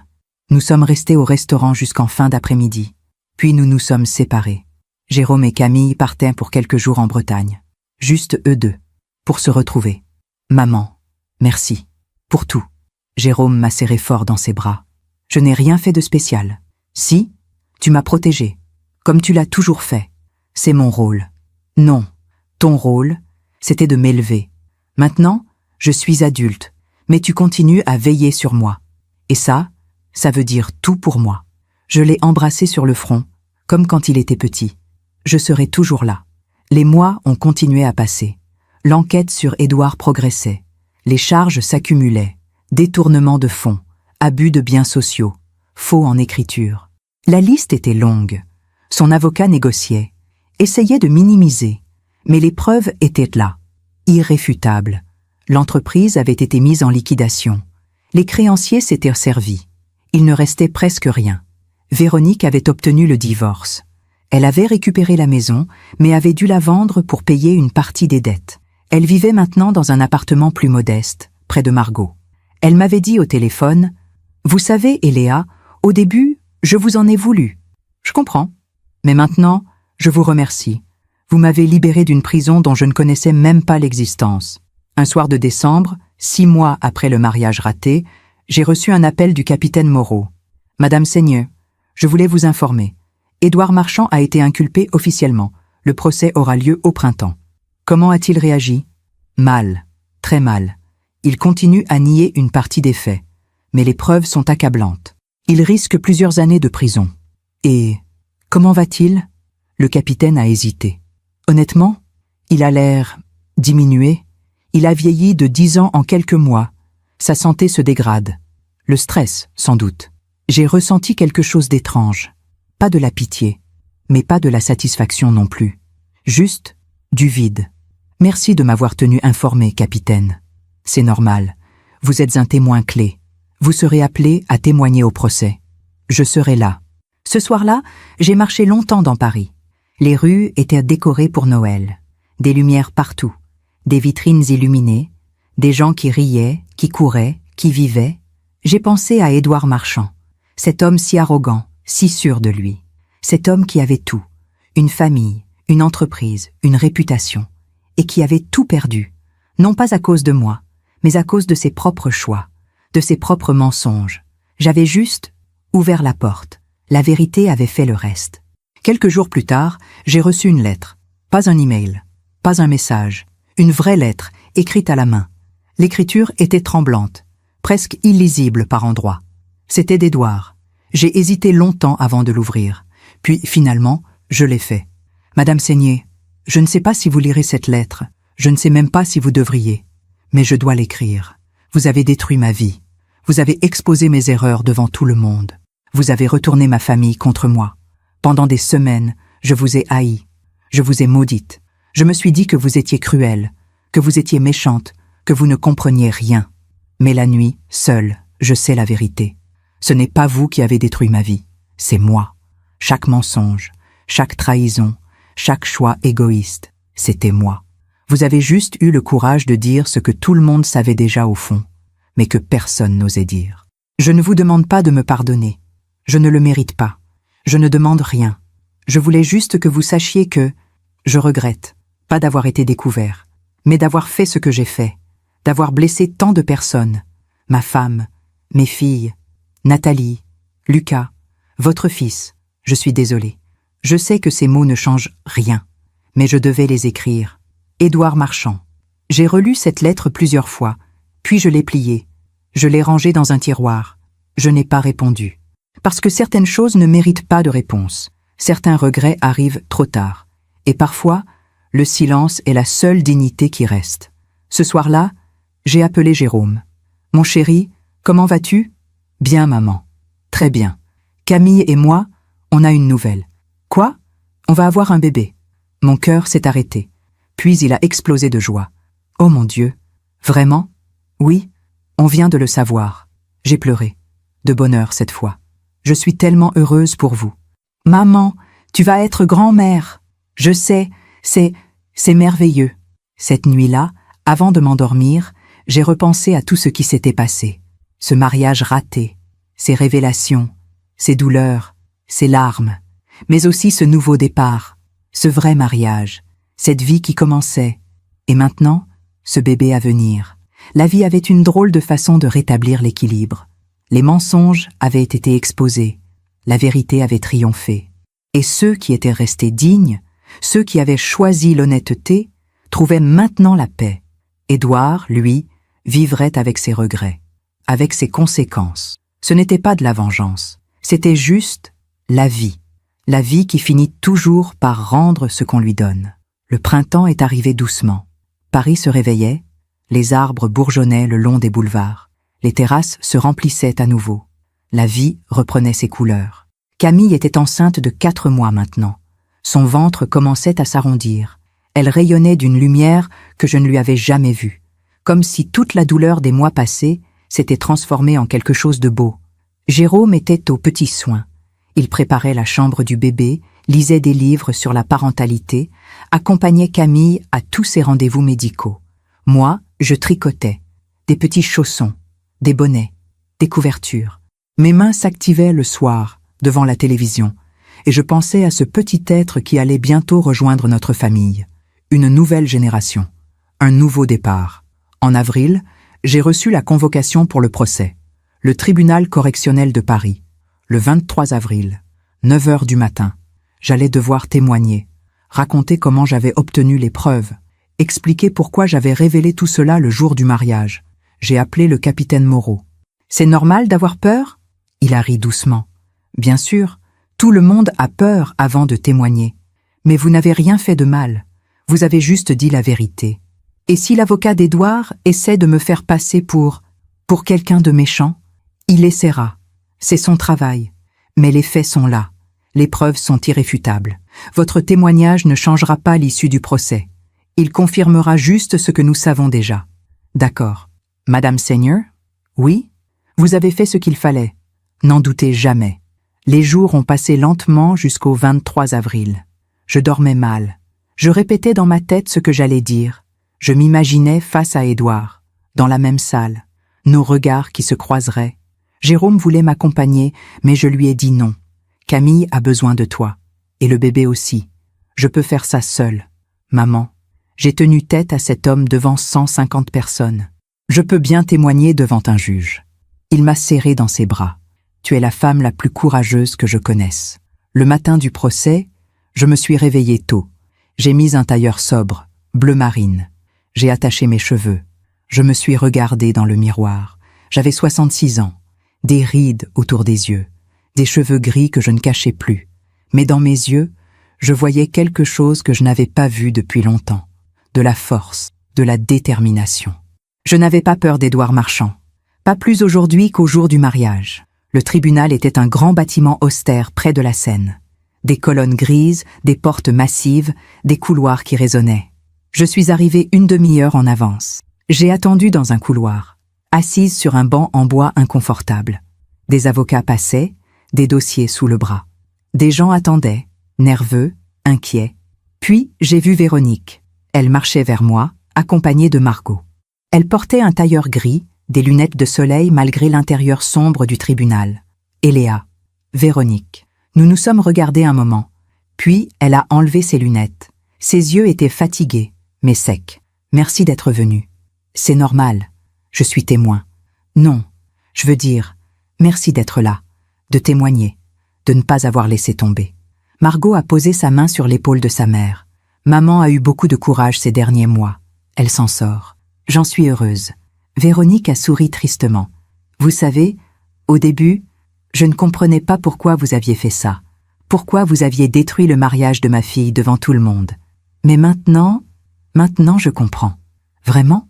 Oui, parce que si vous ne l'aviez pas fait, j'aurais continué à vivre dans le mensonge. J'aurais continué à fermer les yeux. Et un jour, peut-être, il aurait été trop tard. Elle a pris ma main. Vous m'avez réveillée. Et même si ça a fait mal, j'avais besoin de ce réveil. À 9 heures précises, nous avons été appelés dans la salle d'audience, une grande pièce rectangulaire, des bancs en bois, le juge en robe noire assis sur une estrade, le procureur d'un côté, les avocats de l'autre, et Édouard, assis au premier rang entre ces deux avocats. Je l'ai vu de dos d'abord, ses épaules voûtées, ses cheveux plus gris que dans mon souvenir, plus clairsemés aussi. Puis il s'est retourné. Nos regards se sont croisés. Il avait vieilli, tellement vieilli, des cernes profonds sous les yeux, des joues creuses, une barbe mal rasée. Ce n'était plus l'homme arrogant du mariage, c'était un homme brisé. Il a détourné les yeux rapidement. Le procès a commencé. Le juge a lu les charges, détournement de fonds, abus de biens sociaux, faux en écriture. Chaque mot tombait comme une pierre. Édouard écoutait, immobile, le visage fermé. Le procureur a présenté les preuves, les relevés bancaires, les virements vers le compte de Nathalie, les factures gonflées, les sociétés écrans. Tout était là, noir sur blanc, impossible à nier. Puis les témoins ont été appelés. D'abord, l'expert comptable qui avait analysé les comptes de l'entreprise. Il a expliqué comment Édouard avait détourné près de 400 000 € sur une période de 8 ans. Ensuite, un ancien associé qui avait remarqué des irrégularités, mais n'avait rien dit par loyauté. Il semblait rongé par la culpabilité maintenant. Puis Nathalie Fournier. Elle est entrée dans la salle, petite, fragile, les yeux baissés. Elle portait une robe simple, ses cheveux attachés en queue de cheval. Elle a prêté serment. Puis elle a raconté leur rencontre, la liaison, la grossesse, les promesses d'Édouard, les années d'attente, les mensonges. Sa voix tremblait, mais elle tenait bon. L'avocat d'Édouard a essayé de la déstabiliser. Madame Fournier, vous saviez qu'il était marié, n'est-ce pas? Pas au début. Mais vous l'avez su ensuite? Oui. Et vous avez continué la relation? Oui. Pourquoi? Parce qu'il me disait qu'il m'aimait, qu'il allait divorcer, que nous allions être ensemble. Et vous l'avez cru? Oui. Pendant 9 ans. Un silence. Oui. L'avocat a souri avec condescendance. Madame Fournier, vous n'étiez pas naïve, vous étiez complice. Elle a relevé la tête. Ses yeux brillaient de larmes, mais aussi de colère. J'étais amoureuse. Et j'ai été manipulée. Il y a une différence. Puis ce fut mon tour. Madame Eléa Seigné, veuillez vous approcher. Je me suis levée. J'ai marché vers la barre des témoins. J'ai prêté serment, la main sur le cœur. Le procureur m'a posé les premières questions. Madame Seigneur, pouvez-vous nous expliquer comment vous avez découvert la double vie de Monsieur Marchand? J'ai raconté. La photo anonyme, mes recherches, l'aide de mon amie Marguerite, les preuves accumulées. Et pourquoi avoir révélé tout cela le jour du mariage?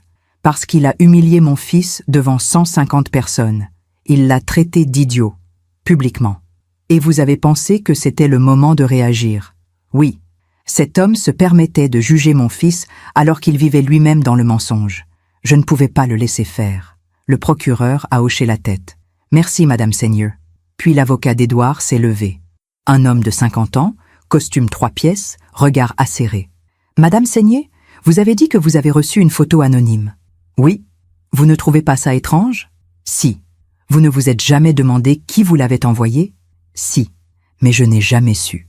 Et pourtant, vous avez décidé d'agir sur la base de cette photo, sans savoir qui vous l'avait envoyée, sans savoir si c'était vrai. J'ai vérifié. J'ai fait des recherches. J'ai trouvé les preuves. Des preuves obtenues, comment? Par des moyens légaux? J'ai hésité. J'ai demandé de l'aide. À quelqu'un qui a accès à des informations. À un détective privé? Oui. Qui a peut-être obtenu ces informations de manière discutable? Je ne sais pas comment il les a obtenues. Je sais juste qu'elles étaient vraies. L'avocat a souri. Madame Seigneur, n'est-il pas vrai que vous n'avez jamais apprécié mon client? Dès le premier soir où vous l'avez rencontré? C'est vrai. Et que vous cherchiez un moyen de saboter le mariage de votre fils? Non, ce n'est pas vrai. Vraiment? Alors pourquoi avoir attendu le jour du mariage pour révéler ces informations? Pourquoi ne pas en avoir parlé à votre fils en privé? Parce que j'ai respiré profondément, parce que j'hésitais, parce que je ne voulais pas briser le bonheur de mon fils. Mais quand votre client l'a humilié publiquement, je n'ai plus hésité. Donc, c'était de la vengeance. Non, c'était de la justice. L'avocat a essayé de continuer, mais le juge l'a interrompu. Maître, le témoignage de Madame Seigné est clair. Passons à autre chose. L'avocat s'est rassis, frustré. Je suis retourné m'asseoir. Mes mains tremblaient, mais j'avais dit ce que j'avais à dire. Le procès a duré toute la journée. D'autres témoins ont été appelés. Des employés de l'entreprise, des créanciers. Tous racontaient la même histoire. Un homme qui avait menti, triché, détourné. En fin d'après-midi, Édouard a été invité à parler. Il s'est levé lentement. Il s'est tourné vers le juge. « Monsieur le Président, je ne sais pas quoi dire. » Sa voix était faible, brisée. J'ai fait des erreurs, beaucoup d'erreurs. J'ai menti à ma famille. J'ai détourné de l'argent. J'ai trahi la confiance de mes associés. Il a baissé la tête. Je ne peux pas justifier ce que j'ai fait. Je ne peux que reconnaître mes torts. Le juge l'a regardé longuement. « Monsieur Marchand, reconnaître ses torts est un premier pas, mais cela ne répare pas le mal causé. Je sais. Le verdict a été rendu 2 semaines plus tard. Édouard Marchand a été reconnu coupable de tous les chefs d'accusation. Il a été condamné à 3 ans de prison ferme, plus 2 ans de sursis, et une interdiction de gérer une entreprise pendant 10 ans. Il devait également rembourser les sommes détournées. Mais il n'avait plus rien. Plus d'argent, plus d'entreprise, plus rien. Véronique m'a appelé le soir du verdict. « C'est fini, Eléa. »« Oui, c'est fini. Il va aller en prison. »« Oui. Je devrais me sentir, je ne sais pas, soulagée, vengée, mais je ne ressens rien. C'est normal. Est-ce que je suis cruelle de ne rien ressentir? Non, Véronique. Vous avez juste épuisé toutes vos émotions. Il ne reste plus rien. » Elle a soupiré. « Vous avez raison. Il ne reste plus rien. Et peut-être que c'est bien comme ça. » Quelques jours après le verdict, j'ai reçu une dernière lettre d'Édouard, courte cette fois. « Madame Seigné, le verdict est tombé. Je vais aller en prison. C'est ce que je mérite. Je voulais juste vous dire une dernière chose. Vous aviez raison. Ce soir-là, au mariage, quand vous avez pris le micro, j'ai eu envie de vous étrangler. J'ai eu envie de vous détruire. Mais vous aviez raison. Mon fils, mon vrai fils, celui qui porte mon nom mais que je n'ai jamais vraiment connu, il mérite mieux qu'un père comme moi. Ma fille Camille mérite mieux. Ma femme mérite mieux. Et votre fils mérite mieux que mes humiliations. Vous avez fait ce qu'une mère doit faire, protéger son enfant, même si cela signifiait détruire quelqu'un d'autre. Je ne vous demande pas de me pardonner. Je vous dis juste merci. Merci d'avoir eu le courage que je n'ai jamais eu. Le courage de dire la vérité. Édouard, j'ai plié cette lettre. Je l'ai rangée avec la première. 2 lettres, 2 regrets. Trop tard, beaucoup trop tard. Ce soir-là, je suis allé dîner chez Jérôme et Camille. Camille était radieuse, son ventre rond sous sa robe. Elle préparait le dîner avec Jérôme. Ils riaient, ils se taquinaient. Ils étaient heureux, vraiment heureux. « Maman, tu veux voir la chambre du bébé ? On a fini de la peindre. » Bien sûr. Jérôme m'a prise par la main et m'a emmenée dans la petite pièce qui allait devenir la chambre de mon petit enfant. Les murs étaient jaune pâle, un berceau blanc dans le coin, des peluches sur une étagère, des livres d'enfants déjà rangés. C'est magnifique. Camille s'est approchée, a posé sa main sur son ventre. Et Léa, je voulais vous demander quelque chose. Oui? Si c'est une fille, est-ce qu'on peut l'appeler Eléa? Mon cœur s'est arrêté. Vous voulez vraiment? Oui, parce que vous nous avez sauvés. Vous avez eu le courage de dire la vérité quand personne d'autre ne le pouvait. Vous nous avez protégés. Les larmes coulaient sur mes joues. Ce serait un honneur. Jérôme m'a serré dans ses bras. Merci maman, pour tout. Cette nuit-là, en rentrant chez moi, j'ai marché lentement dans les rues de Paris. Le printemps était là, les cerisiers en fleurs, l'air doux, les gens qui souriaient. J'ai pensé à ce jour où j'avais pris le micro, où j'avais révélé la vérité. J'avais détruit un mariage, j'avais exposé un homme, j'avais brisé une illusion, mais j'avais aussi protégé mon fils. J'avais libéré des femmes du mensonge. J'avais permis à la vérité de triompher. Et maintenant, un nouveau bébé allait naître, une nouvelle vie, une nouvelle génération. Peut-être porterait-elle mon prénom. La vie continuait, malgré tout, à travers tout. Et moi, Eléa Seigné, 66 ans, j'avais fait ce que je devais faire, sans regret, sans honte, avec dignité. L'été est arrivé. Paris se vidait lentement. Les touristes remplaçaient les Parisiens. Les terrasses débordaient. La chaleur s'installait sur les toits gris. Camille était enceinte de 8 mois maintenant. Elle se déplaçait lentement, une main sur son ventre rond. Jérôme ne la quittait plus. Il avait pris ses congés paternité en avance pour être avec elle ces dernières semaines. Moi, je passais tous les jours. J'apportais des fruits frais du marché. Je préparais des repas légers. Je massais ses pieds gonflés pendant qu'elle se reposait sur le canapé. « Eléa, vous n'êtes pas obligée de faire tout ça. Je sais, mais ça me fait plaisir. » Elle m'a souri. « Vous savez, je pense souvent à ma mère. Comment va-t-elle ? » « Mieux, beaucoup mieux. Elle a trouvé un travail, dans une galerie d'art, quelque chose de simple, mais qui lui plaît. Elle dit qu'elle se sent vivante, pour la première fois depuis des années. J'en suis heureuse, et Margot aussi va bien. Elle a emménagé avec son copain. Elles dînent ensemble tous les dimanches. Camille a posé sa main sur la mienne. Nous nous reconstruisons, toutes, lentement. Un après-midi de juillet, alors que je préparais du thé glacé dans la cuisine, Camille a reçu un appel. Je l'ai entendu dire « Oui, d'accord, je comprends. Merci de m'avoir prévenu. » Quand elle a raccroché, son visage était pâle. Qu'est-ce qui se passe? C'était l'avocat. Mon père, il est à l'hôpital. Jérôme s'est approché. Qu'est-ce qui lui est arrivé? Une crise cardiaque, en prison. Ils l'ont transféré à l'hôpital. C'est grave. Un long silence. Tu veux y aller? A demandé Jérôme doucement. Camille a fermé les yeux. Je ne sais pas. Elle est restée assise longtemps, immobile, les mains posées sur son ventre. Si je n'y vais pas, et qu'il meurt, est-ce que je vais le regretter? Personne n'a répondu. Mais si j'y vais, qu'est-ce que je vais lui dire? Qu'est-ce qu'il reste à dire? Jérôme s'est assis à côté d'elle. Tu n'es pas obligée de décider maintenant. Prends ton temps. Il n'y a peut-être plus de temps. Elle a regardé par la fenêtre. Vous savez ce qui est terrible? Je ne ressens rien. Ni peur, ni tristesse, ni colère, rien.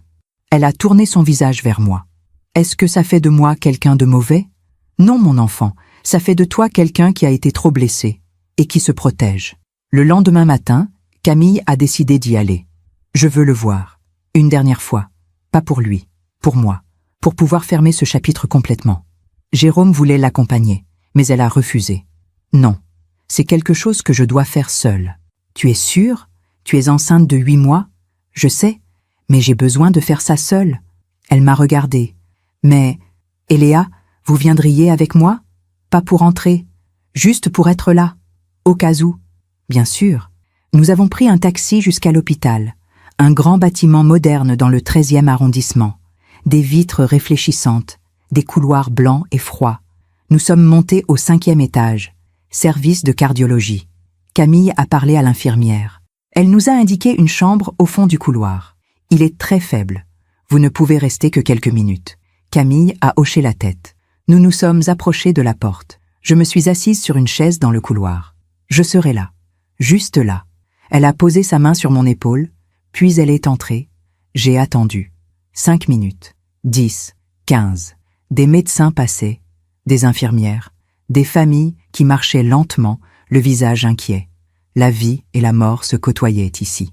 Dans ces couloirs blancs, dans ces chambres fermées, au bout de 20 minutes, Camille est ressortie. Elle pleurait, mais pas de sanglots, juste des larmes silencieuses qui coulaient sur ses joues. Je me suis levée, je l'ai prise dans mes bras. Ça va? Elle a hoché la tête contre mon épaule. Oui, ça va. Nous sommes redescendus en silence, nous avons quitté l'hôpital, nous avons marché un peu dans la rue. Puis Camille s'est assise sur un banc. Je me suis assise à côté d'elle. « Tu veux en parler ?» Elle a essuyé ses yeux. Il avait l'air si petit, si fragile, branché à des machines, des tubes partout. Elle a regardé le ciel. Ce n'était plus l'homme arrogant du mariage, ce n'était plus le père que j'avais connu. C'était juste un vieil homme malade et seul.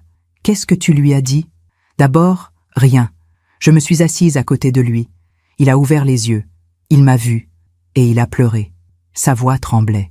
Il m'a dit « Pardon, juste ça, pardon, encore et encore », comme si c'était le seul mot qu'il connaissait encore. Et toi? Je lui ai dit que je ne pouvais pas lui pardonner. Pas maintenant. Peut-être jamais. Comment a-t-il réagi? Il a hoché la tête. Il a dit « Je comprends ». Puis il m'a regardé, mon ventre, et il a demandé « C'est pour quand? Qu'est-ce que tu as répondu ?» J'ai dit « 1 mois ». Il a souri, un petit sourire triste, et il a dit « C'est une fille ou un garçon ?» Elle a fermé les yeux. Je lui ai dit que je ne savais pas, que nous voulions la surprise, mais que si c'était une fille, elle s'appellerait Eléa. Mon cœur s'est serré. Qu'est-ce qu'il a dit? Il a pleuré. Il a dit « C'est un beau nom ». Et puis, elle s'est arrêtée. Les larmes coulaient à nouveau. Et puis, il a dit « J'aurais aimé la connaître. Être un meilleur grand-père que je n'ai été père. Mais je comprends. Je comprends que tu ne veuilles pas. » Camille m'a regardé. Vous savez ce qui est étrange? Quoi? J'ai vu la mort dans ses yeux. Il le sait. Il sait qu'il va mourir. Peut-être pas aujourd'hui, peut-être pas demain, mais bientôt. Et comment tu te sens par rapport à ça? Je ne sais pas. Une partie de moi pense qu'il mérite de souffrir, qu'il mérite d'être seul, qu'il mérite tout ce qui lui arrive. Et l'autre partie? L'autre partie se dit que c'est quand même mon père, et que même si je ne peux pas lui pardonner, je ne lui souhaite pas de souffrir. Elle a posé sa main sur son ventre. Je veux juste tourner la page. Pour moi, pour mon bébé, pour notre famille. Nous sommes rentrés. Jérôme attendait, anxieux. Comment ça s'est passé? Camille lui a tout raconté. Il l'a écouté en silence, tenant sa main. Quand elle a terminé, il a dit « Tu as fait ce qu'il fallait. Tu crois? Oui, tu l'as vu. Tu lui as dit ce que tu avais à dire. Et maintenant, tu peux avancer. » 2 semaines plus tard, j'ai reçu un appel de Véronique. « Eléa, il est mort. » Je me suis assise. Quand? Ce matin. Une autre crise cardiaque, massive cette fois. Il n'a pas souffert, apparemment. Un long silence. Comment te sens-tu? Vide, juste vide. Tu veux que je vienne? Non. Margot est avec moi. Camille aussi. Nous sommes ensemble. D'accord. Et Léa? Oui. Merci. Pour tout.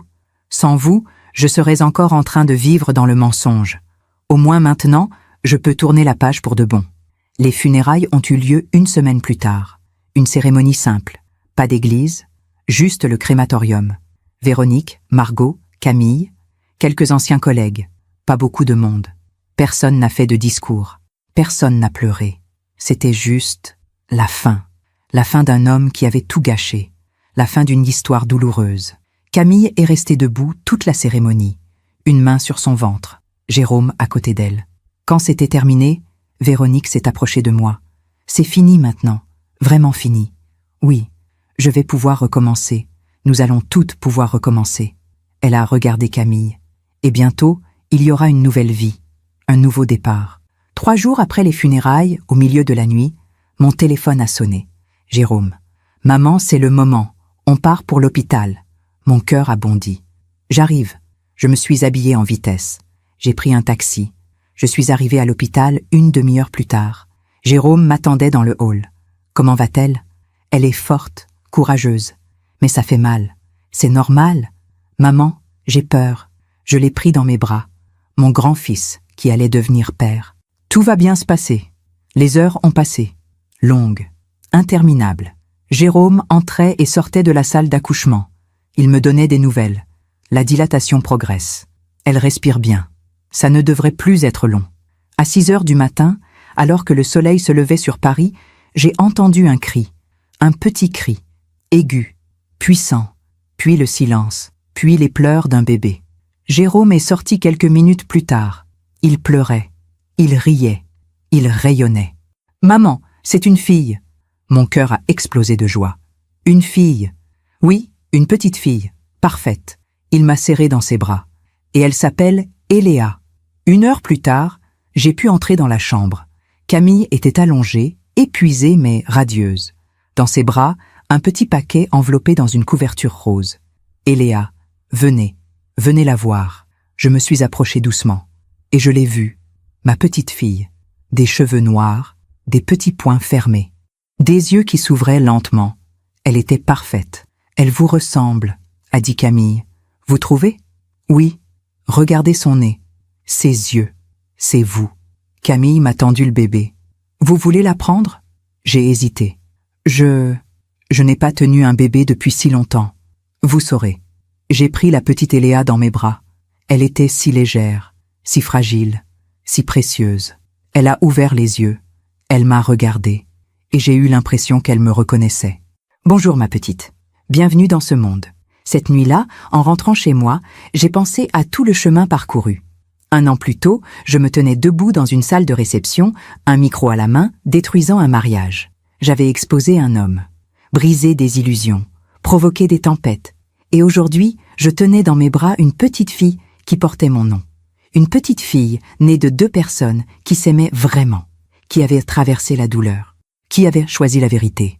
Édouard Marchand était mort, seul, brisé, les conséquences de ses propres choix.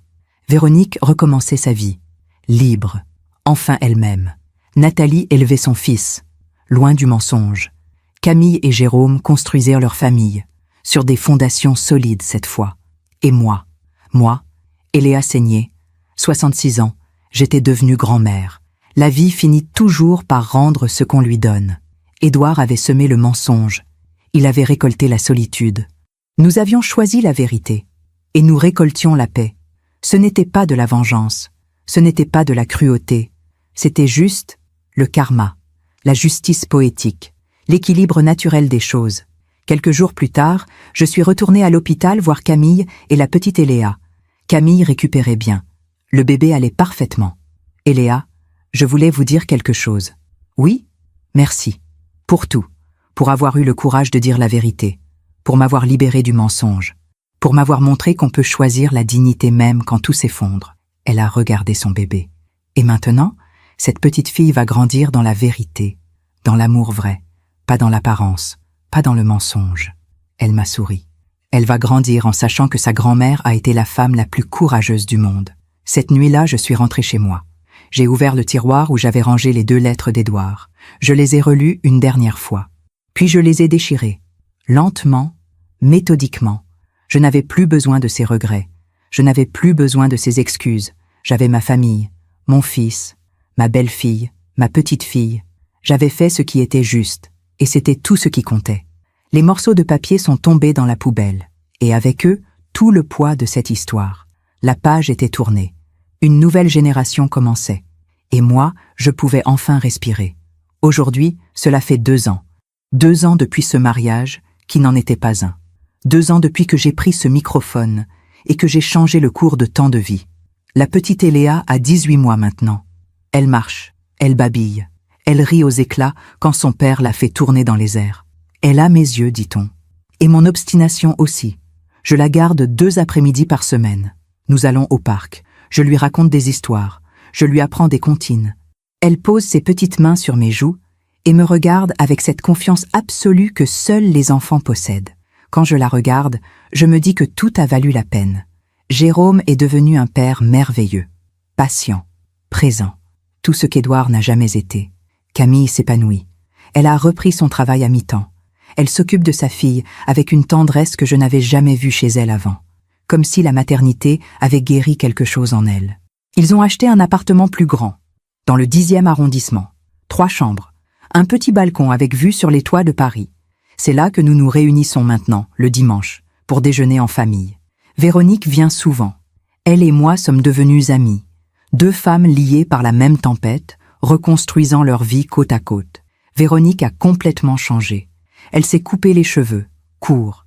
Elle porte des couleurs vives maintenant, du rouge, du jaune. Elle sourit plus facilement.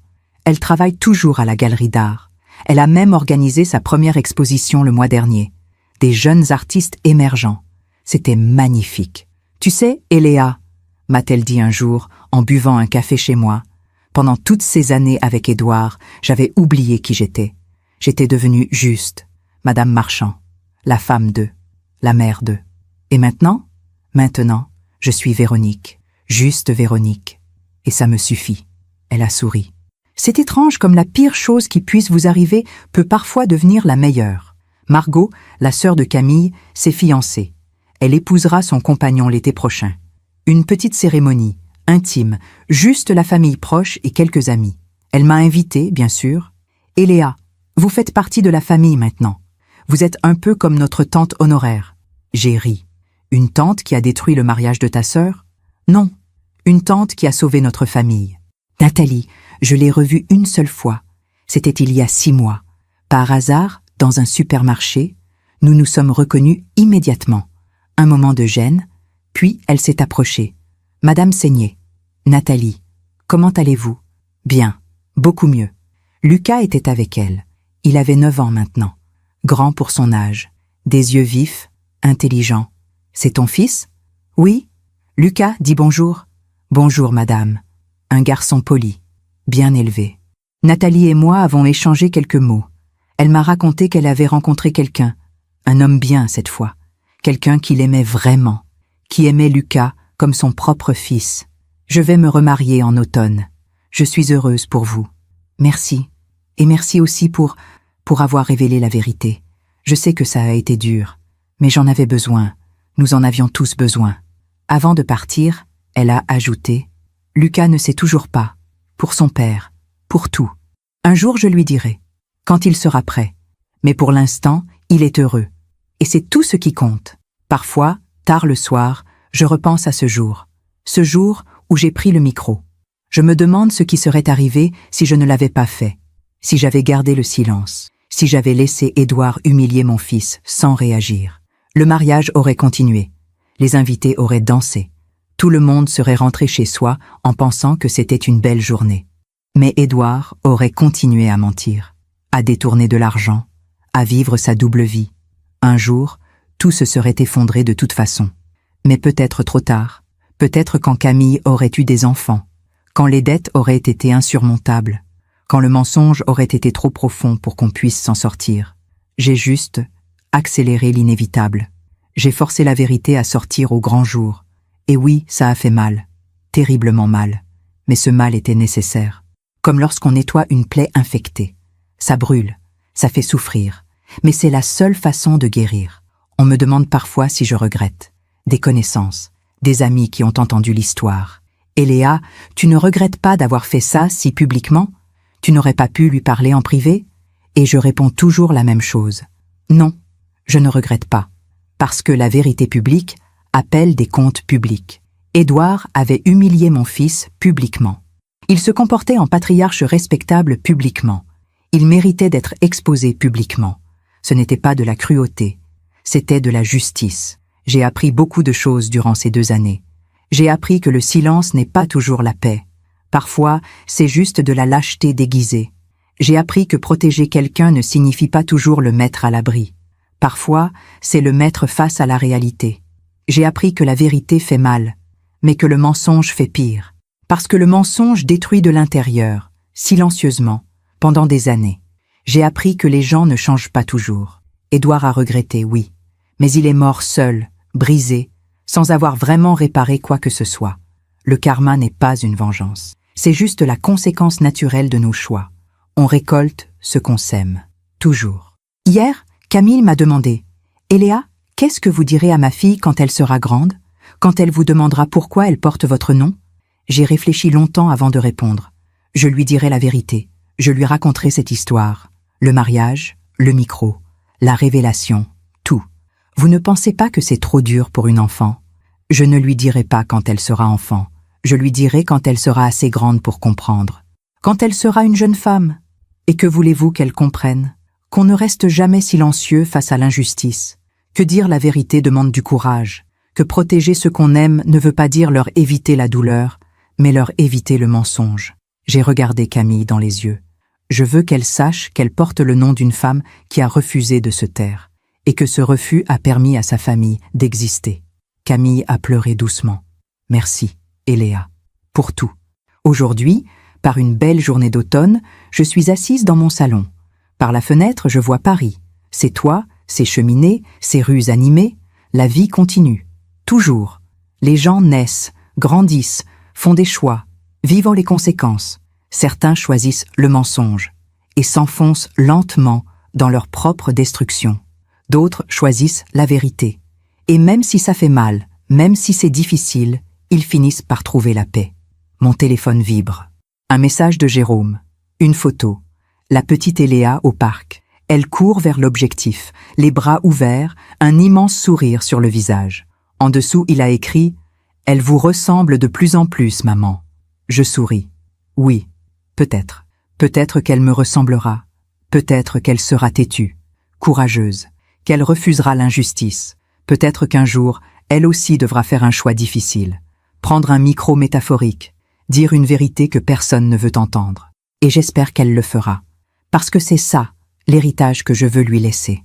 Pas de l'argent, pas des biens, mais du courage, de la dignité, et la certitude que la vérité, aussi douloureuse soit-elle, vaut toujours mieux que le mensonge le plus confortable. Je me lève, je vais à la cuisine, je prépare du thé. Dans 1 heure, Jérôme, Camille et la petite Eléa viendront déjeuner. Véronique passera aussi, et Margot avec son fiancé. Nous serons tous ensemble, une famille reconstituée. Pas parfaite, mais vraie. Une famille bâtie sur la vérité, pas sur l'apparence, sur l'amour, pas sur l'obligation, sur le pardon choisi, pas sur le silence imposé. Avant qu'il n'arrive, je m'assieds une dernière fois près de la fenêtre. Je pense à toutes ces femmes qui, quelque part, vivent dans le mensonge sans le savoir, qui sentent que quelque chose ne va pas, mais qui se forcent à ignorer, qui choisissent la paix apparente plutôt que la vérité dérangeante. Je pense à elles, et je voudrais leur dire, ouvrez les yeux, posez les questions, exigez la vérité, parce qu'une vie bâtie sur le mensonge n'est pas une vie, c'est une prison dorée, et vous méritez mieux, vous méritez la liberté, même si elle fait peur, même si elle fait mal. On sonne à la porte, je me lève, je vais ouvrir, c'est Jérôme, Camille, et la petite Eléa dans les bras de son père. « Mamie !» crie-t-elle en tendant ses petits bras vers moi. Je la prends, je la serre contre moi. Elle sent bon le savon pour bébé et le bonheur. « Bonjour ma chérie. » Elle pose ses mains sur mes joues. Elle me regarde de ses grands yeux sérieux. « Mamie heureuse ?» Je souris. « Oui, mon ange. Mamie est heureuse. » Et c'est vrai, je suis heureuse. Parce que j'ai fait ce qui était juste. Parce que j'ai protégé mon fils. Parce que j'ai choisi la vérité. Et aujourd'hui, je tiens dans mes bras l'avenir, une petite fille qui porte mon nom, et qui grandira en sachant qu'on ne se tait jamais face à l'injustice. Si mon histoire aide ne serait-ce qu'une femme à ouvrir les yeux, alors tout cela aura eu un sens. Chaque douleur, chaque larme, chaque moment difficile, tout aura eu un sens, parce que la vérité, aussi difficile soit-elle à dire, finit toujours par triompher. Et ceux qui la choisissent, même s'ils souffrent un moment, finissent toujours par trouver la paix. La vraie paix, celle qui vient de la dignité. Celle qui vient de savoir qu'on a fait ce qui était juste. Merci de m'avoir écouté jusqu'au bout. Si cette histoire a touché votre cœur, abonnez-vous et activez la cloche pour entendre d'autres femmes qui ont transformé la douleur en sagesse. Chaque jour, une femme, une leçon de vie. Partagez cette histoire avec quelqu'un que vous aimez. Parfois, une histoire change toute une journée. Que Dieu vous bénisse et à très bientôt.